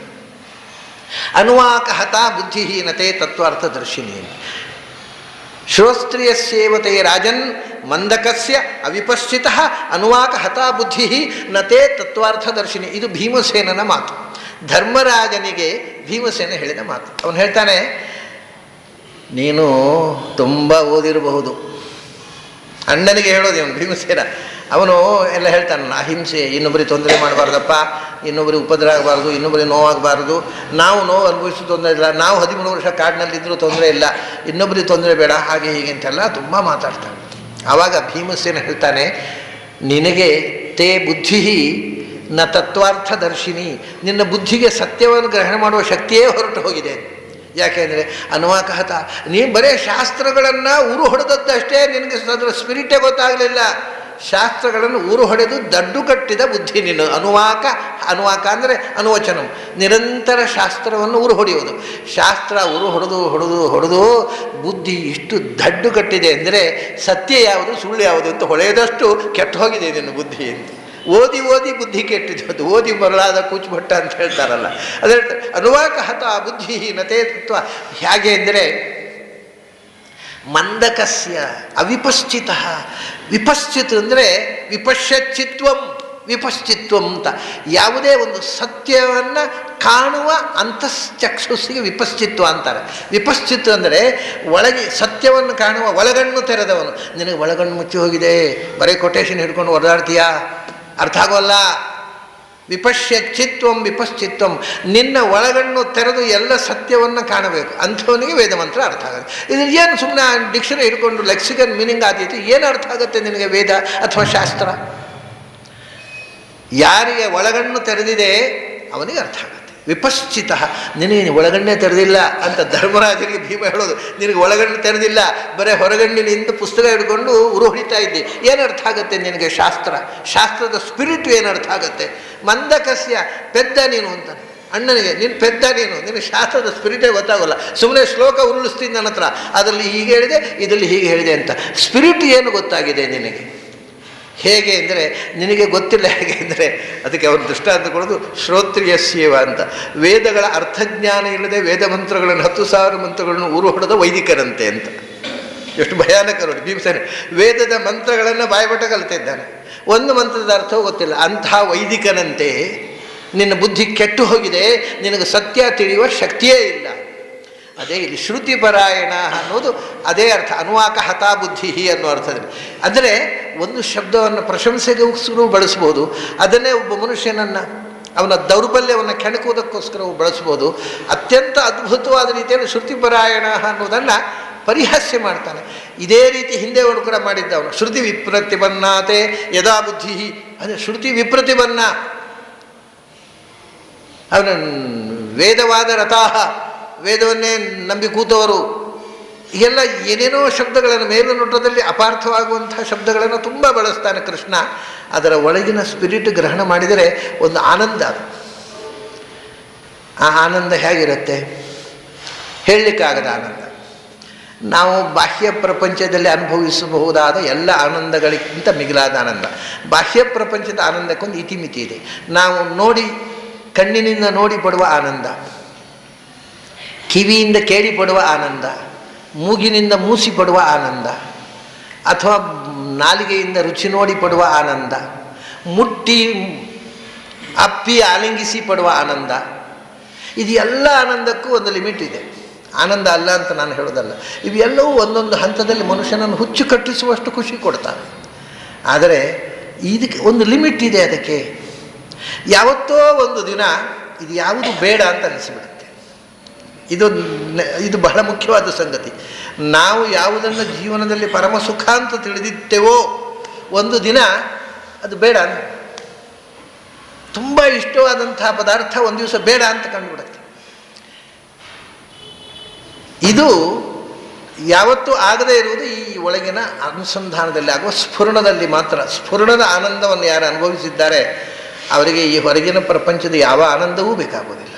ಯಾಕೆಂದರೆ ಅದರ ಮುಂದೆ ಬಹಳ ಚಿಕ್ಕದು. ಮತ್ತು ಇದನ್ನು ನಾವು ಆನಂದ ಅಂತ ತಿಳ್ಕೊಂಡ್ರೂ ಎಷ್ಟು ದಿವಸ ಆನಂದ? ಯಾವುದೇ ತುಂಬ ಬಹಳ ಇಷ್ಟವಾದಂಥ ಸ್ವೀಟನ್ನು ನೀವು ದಿನ ಮಾಡಲಿ ಮನೆಯಲ್ಲಿ, ನಿಮಗೆ ಮತ್ತೆ ನೋಡಿರುವ ವಾಕರಿಕೆ ಬರಲಿಕ್ಕೆ ಶುರುವಾಗುತ್ತೆ. ಭಾರಿ ಇಷ್ಟ ಅಂತ ದಿನ ಮನೆಯಲ್ಲಿ ಮಾಡಿ ಹಾಕಲಿ ಹೆಣ್ಮಕ್ಕಳು. ಅವರು ಅಪರೂಪಕ್ಕೊಮ್ಮೆ ಮಾಡುವುದರಿಂದ ನಾವು ಕ್ಷೇಮವಾಗಿದ್ದೇವೆ. ನಿಮಗೆ ಯಾವುದು ಇಷ್ಟ ಅದು ದಿನ ಅದೇ ಅಡುಗೆ ಮಾಡಿದರೆ ಕಡೆ ಬೇರೆ ಅಡುಗೆ ಮಾಡಿ ಬರೋದಿಲ್ವಾ, ಇದನ್ನೇ ಯಾಕೆ ಮಾಡ್ತೀಯ ಅಂತ ಬೈತೇವೆ ನಾವು. ಯಾಕೆ? ನಮಗೆ ಅತ್ಯಂತ ಇಷ್ಟವಾದದ್ದು ನಿರಂತರ ಉಪಯೋಗಿಸಿದಾಗ ಅದು ಬೇಡ ಅಂತ ಕಾಣ ಶುರುವಾಗುತ್ತೆ. ಆದರೆ ಇದನ್ನು ನಿರಂತರ ಉಪಯೋಗಿಸಿದರೆ ಎಷ್ಟು ಉಪಯೋಗಿಸಿದರೂ ಇದರಿಂದ ಹೊರಕ್ಕೆ ಬರುವುದು ಬೇಡ ಅಂತ, ಹೊರಕ್ಕೆ ಬರುವುದೇ ಬೇಡ, ಇದೇ ಇರಲಿ ಕೊನೆ ತನಕ ಅನಂತ ಕಾಲದವರೆಗೆ ಇದೇ ಇರಲಿ ಅನ್ನಿಸುವ ಆನಂದ. ಈ ಆನಂದ ಪಡೆದವರು, ಅಧ್ಯಯನದಿಂದ ಈ ಆನಂದವನ್ನು ಪಡೆದವರು ಬೇರೆ ವಿದ್ವಾಂಸರು ಅಂತ ಹೇಳಿಕೊಂಡು ಪುಸ್ತಕ ಪಾಂಡಿತ್ಯವನ್ನು ಪಡೆದ ಮಂದಿಯನ್ನು ನೋಡಿದಾಗ ಒಳಗಿಂದೊಳಗೆ ನಗ್ತಾ ಇರ್ತಾರೆ. ಅವರು ಏನು ಮಾಡಲಿಕ್ಕೆ ಆಗೋದಿಲ್ಲ, ಯಾಕೆಂದರೆ ಏನೂ ಮಾಡಲಿಕ್ಕೆ ಆಗೋದಿಲ್ಲ. ಆದರೆ ಅಂಥ ಮಂದಿಯನ್ನು ಕಂಡು ಅವರು ಬೀಗುವುದನ್ನು ಕಂಡು ಒಳಗಿಂದ ಸುಮ್ಮನೆ ನಗ್ತಾ ಇರ್ತಾರೆ. ಅದು ಒಂದು ಆನಂದ, ಅದು ಒಂದು ಆನಂದ. ಹಾಗಾಗಿ ತೇಪಿ ಚಾತಿ ತರಂತ್ಯೇವ ಮೃತ್ಯುಂ ಶ್ರುತಿಪರಾಯಣ. ಹಾಗಾಗಿ ಭಗವಂತನ ಅರಿವಿಗೆ ಇಷ್ಟೆಲ್ಲ ಮೆಟ್ಟಲುಗಳು. ಮನುಷ್ಯ ಸಾಮಾನ್ಯರು ಅವರಿಗೆ ಶ್ರುತಿಪರಾಯಣ ಶ್ರುತ್ವ ಅನ್ಯೇಭ್ಯ, ಅವರಿಗೆ ತಾವೇ ನೋಡಿದರೂ ಅಲ್ಲ, ಇನ್ನೊಬ್ಬರು ಹೇಳುವುದನ್ನು ಕೇಳಬೇಕು. ಕೇಳಿ ಎಷ್ಟಾಯಿತೋ ಒಳಗೆ ಹೋಯ್ತೋ ಅಷ್ಟನ್ನು ಗ್ರಹಿಸಬೇಕು. ಆಮೇಲೆ ಮತ್ತೆ ಅದೇ ತಿರುಗಿ ಅದೇ ಅಧ್ಯಯನ, ಗ್ರಂಥಾಧ್ಯಯನ. ನಮ್ಮಲ್ಲಿ ಕಡೆಗೆ ನೋಡಿ ಇದನ್ನು ಕೃಷ್ಣ ಯಾಕೆ ಪರಿಹಾಸ್ಯ ಮಾಡ್ತಾನೆ ಅಂದರೆ, ನಮ್ಮಲ್ಲಿ ಒಂದು ಸಂಪ್ರದಾಯ ಇದೆ. ಕೆಲವರು ಪಾಠ ಹೇಳ್ತಾರೆ, ಸರ್ವಮೂಲ ಗ್ರಂಥಗಳು, ನ್ಯಾಯಸುಧಾ, ತತ್ವಪ್ರಕಾಶಿಕ, ಚಂದ್ರಿಕಾ ಪಾಠ ಕೇಳ್ತಾರೆ. ಪಾಠ ಕೇಳೋದು ಯಾಕೆ ಅಂದರೆ ಶ್ರವಣಾದರೂ ಆಗಲಿ ಸ್ವಾಮಿ ಜನ್ಮದಲ್ಲಿ ಅರ್ಥ ಆಗೋದಿಲ್ಲ, ಜೀವ ಹೋದರೆ ಅರ್ಥ ಆಗೋದಿಲ್ಲ. ಆದರೂ ಕೂಡ ಏನೋ ಶ್ರವಣ ನಮಗೆ ಅರ್ಥವಾಗದ ಶಬ್ದ ಕಿವಿ ಒಳಗೊಂದು ಹೋಯ್ತಲ್ಲ, ಆ ವೈಬ್ರೇಷನ್ನಿಂದ ಏನೋ ಉದ್ಧಾರ ಆದೆವು ಅನ್ನತಕ್ಕಂಥ ಒಂದು ಭ್ರಮೆ ಅಷ್ಟೆ. ಇದನ್ನೇ ಕೃಷ್ಣ ಹೇಳೋದು. ಶ್ರುತ್ವಾನ್ಯ, ಕೇಳಿದರೂ ಅರ್ಥವಾಗದೆ ಕೇಳಿ ಪುಣ್ಯ ಬರುತ್ತೆ ಅಂತ ಕಟ್ಟಿಕೊಂಡು ಏನು ಉದ್ಧಾರ ಆಗ್ತೀರಾ ನೀವು? ಎಷ್ಟು ಅರ್ಥ ಆಯಿತು ಅಷ್ಟು ಮಾತ್ರ ನಮ್ಮದು. ಅರ್ಥವಾಗದೆ ಹೋದದ್ದು ಆ ಪುಣ್ಯ ಗಾಳಿಗೆ ಹೋಯ್ತದು. ನಮ್ಮ ತಲೆ ಒಳಗೆ ಹೋಗಲಿಲ್ಲ, ಗಾಳಿಗೆ ಹೋಯ್ತು. ಪುಣ್ಯ ವಾಯುದೇವರಿಗೆ ಹೋಯ್ತು, ನಮಗೆ ಬಂದಿಲ್ಲ. ನಮಗೆ ಎಷ್ಟು ಗ್ರಹಣ ಆಯಿತು, ಎಷ್ಟು ಒಳಗೆ ಹೋಯ್ತೋ ಅದು ಅಷ್ಟು ನಮ್ಮ ಸೊತ್ತು. ಅದರ ಪಾಪ ಪುಣ್ಯ ನಮಗೆ. ನಾವು ತಪ್ಪು ತಿಳ್ಕೊಂಡ್ರೆ ಪಾಪ, ಸರಿ ತಿಳ್ಕೊಂಡ್ರೆ ಪುಣ್ಯ. ನಾವು ಗ್ರಹಿಸಿದ ನಮ್ಮ ಗ್ರಹಣದ ಮೇಲೆ ನಮ್ಮ ಪಾಪುಣ್ಯ ಹೊರತು ಶ್ರವಣದ ಮೇಲೆ ಅಲ್ಲ.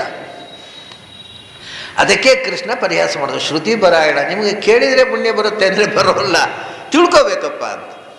ಶ್ರವಣ, ಶ್ರುತಿ ಅಂದರೆ ಎರಡು ಅರ್ಥ ಅದಾಗೆ. ಶ್ರುತಿ ಅಂದರೆ ಒಂದು ಶ್ರವಣ, ಬರೇ ಕೇಳುವುದರಿಂದ ಏನೂ ಸಾಧನೆ ಮಾಡಲಿಕ್ಕಾಗೋದಿಲ್ಲ. ಆದರೆ ಅದರಿಂದ ಕೇಳುವುದು ಬಿಡಬೇಡಿ. ಯಾಕೆಂದರೆ ಅರ್ಥವಾಗಲಿಲ್ಲ ಅಂತ ಬಿಟ್ಟುಬಿಟ್ರೆ ಎಂದೂ ಅರ್ಥವಾಗೋದಿಲ್ಲ. ನಾನು ಇದನ್ನು ಅನುಭವಿಸಿದ್ದೇನೆ. ಒಂದು ಸರ್ತಿ ಉಡುಪಿಯಲ್ಲಿ ನಡೆದ ಘಟನೆ ಇದು. ಒಂದು ಉಪನಿಷತ್ತಿನ ಪ್ರವಚನ ಮಾಡ್ತಿದ್ದೆ ನಾನು. ಆವಾಗ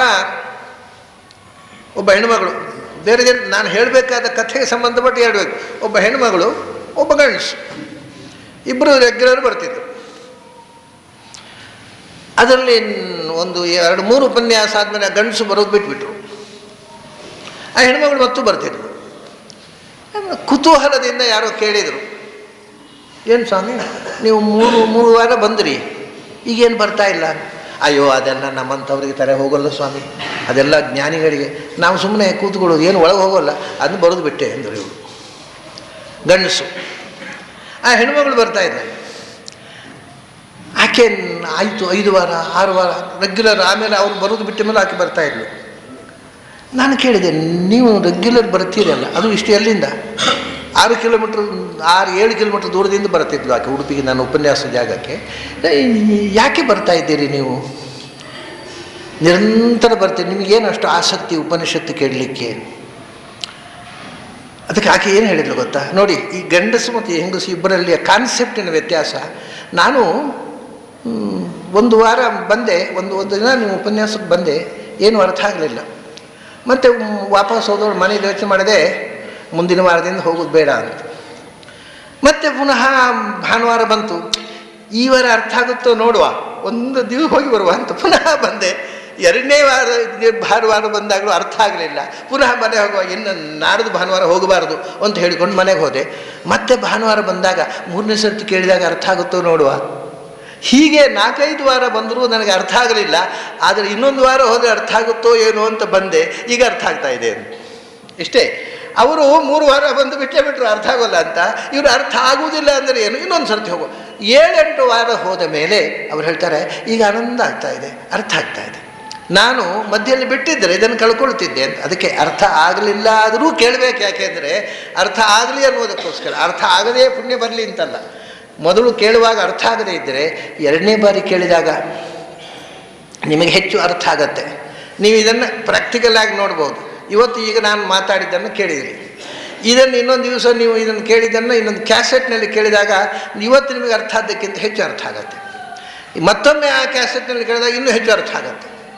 ಆದ್ದರಿಂದ ನಮಗೆ ಒಂದೇ ಸರ್ತಿ ಕೇಳಿದಾಗ ಎಲ್ಲ ಸಂಗತಿಗಳು ನಮ್ಮ ಮುಂದೆ ತೆರೆಕೊಳ್ಳುವುದಿಲ್ಲ. ಯಾಕೆಂದರೆ ನಮ್ಮ ರಿಸೆಪ್ಟಿವಿಟಿ ಅನ್ನುವುದು ಸ್ವಲ್ಪ ದುರ್ಬಲವಾಗಿದೆ ಮತ್ತು ನಮ್ಮ ಅನುಭವ ಸೀಮಿತವಾಗಿದೆ. ಅದರಿಂದ ಎಲ್ಲವನ್ನು ಒಮ್ಮೆಗೆ ಗ್ರಹಣ ಮಾಡುವಕ್ಕೆ ಆಗೋಲ್ಲ. ಅದನ್ನು ಪದೇ ಪದೇ ಕೇಳ್ತಾ ಇದ್ದರೆ ಒಳಗಿನಿಂದ ಕೆಲಸ ಮಾಡಲಿಕ್ಕೆ ಶುರು ಮಾಡುತ್ತೆ, ಅದು ತೆರೆಕೊಳ್ಳಿಕ್ಕೆ ಸ್ಫುರಣ ಶುರುವಾಗುತ್ತೆ. ಆವಾಗ ನಿಮಗೂ ಕೂಡ ಯಾವುದು ಹೇಳದೆ ಉಳಿದದ್ದುಂಟು ಅದು ಸ್ಫುರಣ ಆಗಲಿಕ್ಕೆ ಶುರುವಾಗುತ್ತೆ. ಯಾಕೆಂದರೆ ಯಾವತ್ತೂ ಹೇಳದೇ ಉಳಿದದ್ದೇ ಸ್ಫುರಣ ಆಗೋದಲ್ವಾ. ಸ್ಫುರಣ ಆಗುವಂಥದ್ದು ಯಾವುದು ಹೇಳದೇ ಉಳಿದದ್ದನ್ನು ಯಾವತ್ತೂ ಹೇಳಲಿಕ್ಕಾಗೋದಿಲ್ಲ. ಗರ್ಭಗುಡಿಯ ತನಕ ಎಲ್ಲ ಶಾಸ್ತ್ರಗಳು ನಿಮ್ಮನ್ನು ಗರ್ಭಗುಡಿಯ ತನಕ ಕೊಂಡು ಹೋಗಿ ಬಿಡ್ತಾವೆ ಅಷ್ಟೇ. ಗರ್ಭಗುಡಿಯ ಒಳಗಿರ್ತಕ್ಕ ಭಗವಂತನನ್ನು ನೋಡುವ ಕೆಲಸ ನಾವೇ ಮಾಡಬೇಕು. ಅದನ್ನು ಶಾಸ್ತ್ರ ಮಾಡುವುದಿಲ್ಲ. ಮತ್ತು ಗರ್ಭಗುಡಿ ಹತ್ತಿರ ಕರ್ಕೊಂಡು ಹೋಗಿ ಇಲ್ಲಿ ದೇವರಿದ್ದಾನೆ, ನೀವು ಒಳಗೆ ಹೋಗಿ ನೋಡಿ ಅಷ್ಟೇ. ಅವು ಗೈಡ್ ಮಾಡ್ತವೆ ನಮ್ಮನ್ನು. ಗರ್ಭಗುಡಿಯ ನಮಗೆ ಗುಡಿಯಲ್ಲಿದೆ ಅಂತ ಗೊತ್ತಿರದಿದ್ದಾಗ ಗರ್ಭಗುಡಿ ಇಲ್ಲಿದೆ ಅಂತ ತೋರಿಸ್ತವೆ. ಅಲ್ಲಿಗೆ ಕರ್ಕೊಂಡು ಹೋಗಿ ಬಿಡ್ತಾವೆ ಅಷ್ಟೇ. ಒಳಗೆ ಇರ್ತಕ್ಕಂಥ ಸತ್ಯವನ್ನು ನಾವೇ ನೋಡಬೇಕು. ಹಾಗೆಯೇ ಎಲ್ಲ ಶಬ್ದಗಳು ಹೇಳಬೇಕಾದ್ದನ್ನು, ನಿಜವಾಗಿ ಹೇಳಬೇಕಾದ್ದನ್ನು ಹೇಳೋದಿಲ್ಲ. ಮತ್ತು ನಿಜವಾಗಿ ಹೇಳಬೇಕಾದ್ರೆ ಸುತ್ತ ಗಿರಿಕಿ ಹೊಡಿತವೆ. ನಿಜವಾಗಿ ಹೇಳಬೇಕಾದ್ದನ್ನು ನಾವೇ ಅನುಭವಿಸಬೇಕು. ಅದು ಯಾವ ಶಬ್ದದಿಂದ ಹೇಳಲಿಕ್ಕಾಗೋಲ್ಲ. ಬಹಳ ಆಶ್ಚರ್ಯ ಅಂದರೆ, ಅಮೇರಿಕದಲ್ಲಿ ಒಬ್ಬ ಕವಿ ಇದ್ದ, ವಾಲ್ಟ್ ವಿಟ್ಮನ್ ಅಂತ. ಅವನು ಇದನ್ನು ಬರೆದಿದ್ದಾನೆ ಅವನೊಂದು ಕವನದಲ್ಲಿ. ಅವನಿಗೆ ಅಧ್ಯಾತ್ಮದ ಹೇಗೆ ಹೊಳೆಯಿತು ನೋಡಿ, ಯಾವ ದೇಶದವನಾದ್ರೇನು. ಅವನೊಂದು ಕವನ ಬರೀತಾನೆ. ಅದರಲ್ಲಿ ಏನು ಹೇಳ್ತಾನೆ ಅಂದರೆ, ಪ್ರಪಂಚದ ಎಲ್ಲ ಕವಿಗಳು, ಪ್ರಪಂಚದ ಎಲ್ಲ ಭಾಷೆಗಳಲ್ಲಿ ಎಲ್ಲ ಕವಿಗಳು ಎಲ್ಲ ಕವನಗಳನ್ನು ಬರೆದಾದ ಮೇಲೆ ಕೂಡ the most wanted thing remains untold. ಎಲ್ಲ ಹೇಳಿದ ಮೇಲೂ ನಿಜವಾಗಿ ಹೇಳಬೇಕಾದ್ದನ್ನು ಯಾರಿಗೂ ಹೇಳಲಿಕ್ಕಾಗುವುದಿಲ್ಲ, ಅದು ಹೇಳದೆ ಉಳಿದು ಬಿಡುತ್ತೆ. ಅದನ್ನು ನಾವು ಒಳಗಣ್ಣು ತೆರೆದು ನೋಡಬೇಕಾಗತ್ತೆ. ಇದು ವೇದಾಂತ, ಇದು ಅಧ್ಯಾತ್ಮ. ಅದು ಒಳಗಣ್ಣು ತೆರೆದು ಸ್ಫುರಣ ಆಗಬೇಕು ಹೊರತು ಒಳಗಣ್ಣು ಮುಚ್ಚಿಕೊಂಡೇ ಕಿವಿ ಮಾತ್ರ ತೆರೆದರೆ ಉಪಯೋಗ ಬೀಳೋದಿಲ್ಲ. ಒಳಗಣ್ಣು ತೆರೀಬೇಕು, ಅದಕ್ಕೆ ಹೊರಗಣ್ಣು ಮುಚ್ಚಬೇಕು. ಈ ಇಂಗ್ಲೀಷ್ನಲ್ಲಿ ಒಂದು ಮಾತಿದೆ, keep your mouth and ice shut and years open ಅಂತ. ನಮಗೆ ನಾವೇ ಮಾತಾಡಲಿಕ್ಕೆ ಶುರು ಮಾಡಿಬಿಟ್ರೆ ನಮಗೆ ಸತ್ಯ ಬಿಟ್ಟು ಅಸತ್ಯವೇ ಬಾಯಲ್ಲಿ ಬರಲಿ ಶುರು. ಮೊದಲು ಮೌನವನ್ನು ಕಲಿ, ಕಣ್ಮುಚ್ಚಿ ಯೋಚಿಸುವುದನ್ನು ಕಲಿ. ಕಣ್ಣು ಬಾಯಿಯನ್ನು ಮುಚ್ಚು, ಕಿವಿ ತೆರೆದು ಕೂಡು. ಹಾಗೆ ಭಗವಂತ ಮೊದಲನೇ ಸ್ಟೇಜ್ ಶ್ರುತಿಪರಾಯಣ, ಕಿವಿ ತೆರೆದು ಕೂಡು. ಆಮೇಲೆ ಮನನ ಮಾಡಿ ಅದನ್ನು ಅನುಷ್ಠಾನಕ್ಕೆ ಅದೇ ಕರ್ಮ. ಅದನ್ನು ಮತ್ತೆ ಜ್ಞಾನದ ಸ್ಫುರಣ ಆಗಲಿಕ್ಕೆ ಒಳಗಣ್ಣು ತೆರೆ, ಒಳಗಣ್ಣಿನಿಂದ ಜ್ಞಾನದ ಸ್ಫುರಣವಾಗಲಿ. ಸ್ಫುರಣವಾದ ಜ್ಞಾನವನ್ನು ಧ್ಯಾನಕ್ಕೆ ಉಪಯೋಗಿಸು. ಧ್ಯಾನದಲ್ಲಿ ಭಗವಂತನನ್ನು ನೋಡ್ತೀಯ. ಮೊದಲು ಮನಸ್ಸಿನಲ್ಲಿ, ಆಮೇಲೆ ಸ್ವರೂಪದಲ್ಲಿ. ಮೊದಲು ಮನಸ್ಸಿನಲ್ಲಿ ಕಂಡ ಮೇಲೆ ಕನಸು, ಮನಸ್ಸಿನಲ್ಲಿ ಭಗವಂತನ ಕಂಡ ಮೇಲೆ ಸ್ವರೂಪದಲ್ಲಿ ಭಗವಂತನನ್ನು ಕಾಣ್ತೀಯ ಅಂತ. ಹೀಗೆ ಒಂದು ಅದ್ಭುತವಾದ ಜ್ಞಾನದ ಸ್ಟೆಪ್ಸ್, ಲ್ಯಾಡರ್, ಮೆಟ್ಟಲುಗಳಲ್ಲಿ ಹೇಗೆ ಹಂತ ಹಂತವಾಗಿ ಅರಿವನ್ನು ಪಡೆಯಬೇಕು ಅನ್ನೋದನ್ನು ಇಷ್ಟು ವೈಜ್ಞಾನಿಕವಾಗಿ ಭಗವದ್ಗೀತೆಯ ವೈಶಿಷ್ಟ್ಯ. ನೀವು ನಿನ್ನೆ ಒಂದು ಶ್ಲೋಕ ನೋಡಿದೆವು ನಾವು. ಏನು ತಿಳ್ಕೋಬೇಕು ಅದು ಎಲ್ಲವನ್ನೂ ಒಂದು ಶ್ಲೋಕದಲ್ಲಿ ಹೇಳಿಬಿಟ್ಟ. ಇನ್ನು ಹೇಳಲಿಕ್ಕೆ ಬಾಕಿಯೇ ಇಲ್ಲ. ಇಷ್ಟು ಕ್ರಿಸ್ಪಾಗಿ ಯಾವ ಭಾಷೆಯಲ್ಲಿ ಯಾರೂ ಹೇಳೋದು ಸಾಧ್ಯ ಇಲ್ಲ. ಅಂಥ ಜ್ಞಾನ ಪಡೆಯುವಂಥ ಸಾಧಕರ ಎಷ್ಟು ಬಗೆಯ ಅದು ಏನೇನು ಮೆಟ್ಟಲುಗಳು ಅದನ್ನು ಈ 2 ಶ್ಲೋಕದಲ್ಲಿ ಹೇಳಿಬಿಟ್ಟ. ಇನ್ನೇನೂ ಹೇಳಲಿಕ್ಕೆ ಬಾಕಿ ಇಲ್ಲ. ಹೇಳಬೇಕಾದ್ದನ್ನು ಕರಾರುವಾಕ್ಕಾಗಿ ಮತ್ತು ಕ್ರಿಸ್ಪಾಗಿ ಹೇಳತಕ್ಕಂಥ ಗೀತೆಯ ಸೊಗಸು ಪ್ರಪಂಚದ ಯಾವ ಭಾಷೆಗೂ ಸಿದ್ಧಿಸಿಲ್ಲ. ಮತ್ತು ಕೃಷ್ಣ ಹೇಳಿದ್ದ ಅಂದಮೇಲೆ ಅದನ್ನು ವೇದವ್ಯಾಸರು ದಾಖಲೆ ಮಾಡಿದ್ರು ಅಂದಮೇಲೆ ಆ ಸೊಬಗು ಇನ್ನೊಬ್ಬರ ಬರವಣಿಗೆಯಲ್ಲಿ ಹೇಗೆ ಬರುವುದು ಸಾಧ್ಯ ಹೇಳಿ? ಸ್ವತಃ ಭಗವಂತನೇ ಹೇಳಿದ್ದು, ಸ್ವತಃ ಭಗವಂತನೇ ಕಂಪೋಸ್ ಮಾಡಿದ ಒಂದು ಗ್ರಂಥ. ಹಾಗಾಗಿ ಭಗವದ್ಗೀತೆ ಒಂದು ದೊಡ್ಡ ಸಂಪತ್ತು. ಆ ಸಂಪತ್ತನ್ನು ನಮ್ಮ ಬಳಿ ಇದ್ದು ನಾವು ಬಡವರಾಗಿ ಬದುಕಬಾರದು ಅನ್ನೋ ಎಚ್ಚರ ನಮ್ಮಲ್ಲಿ ಭಗವಂತ ಕೊಡಲಿ ಅಂತ ಹಾರೈಸಿ ಇವತ್ತಿನ ಗೀತಾ ಚಿಂತನವನ್ನು ಮುಗಿಸ್ತಾ ಇದ್ದೇನೆ. ಮತ್ತೆ ನಾಳೆ ಸಂಜೆ 6 ಗಂಟೆಗೆ ಸೇರಿದಾಗ ಅಲ್ಲಿ ತನಕ ನಿಮಗೆಲ್ಲ ಅಭಿನಂದನೆಗಳು ಮತ್ತು ಅಭಿವಂದನೆಗಳು.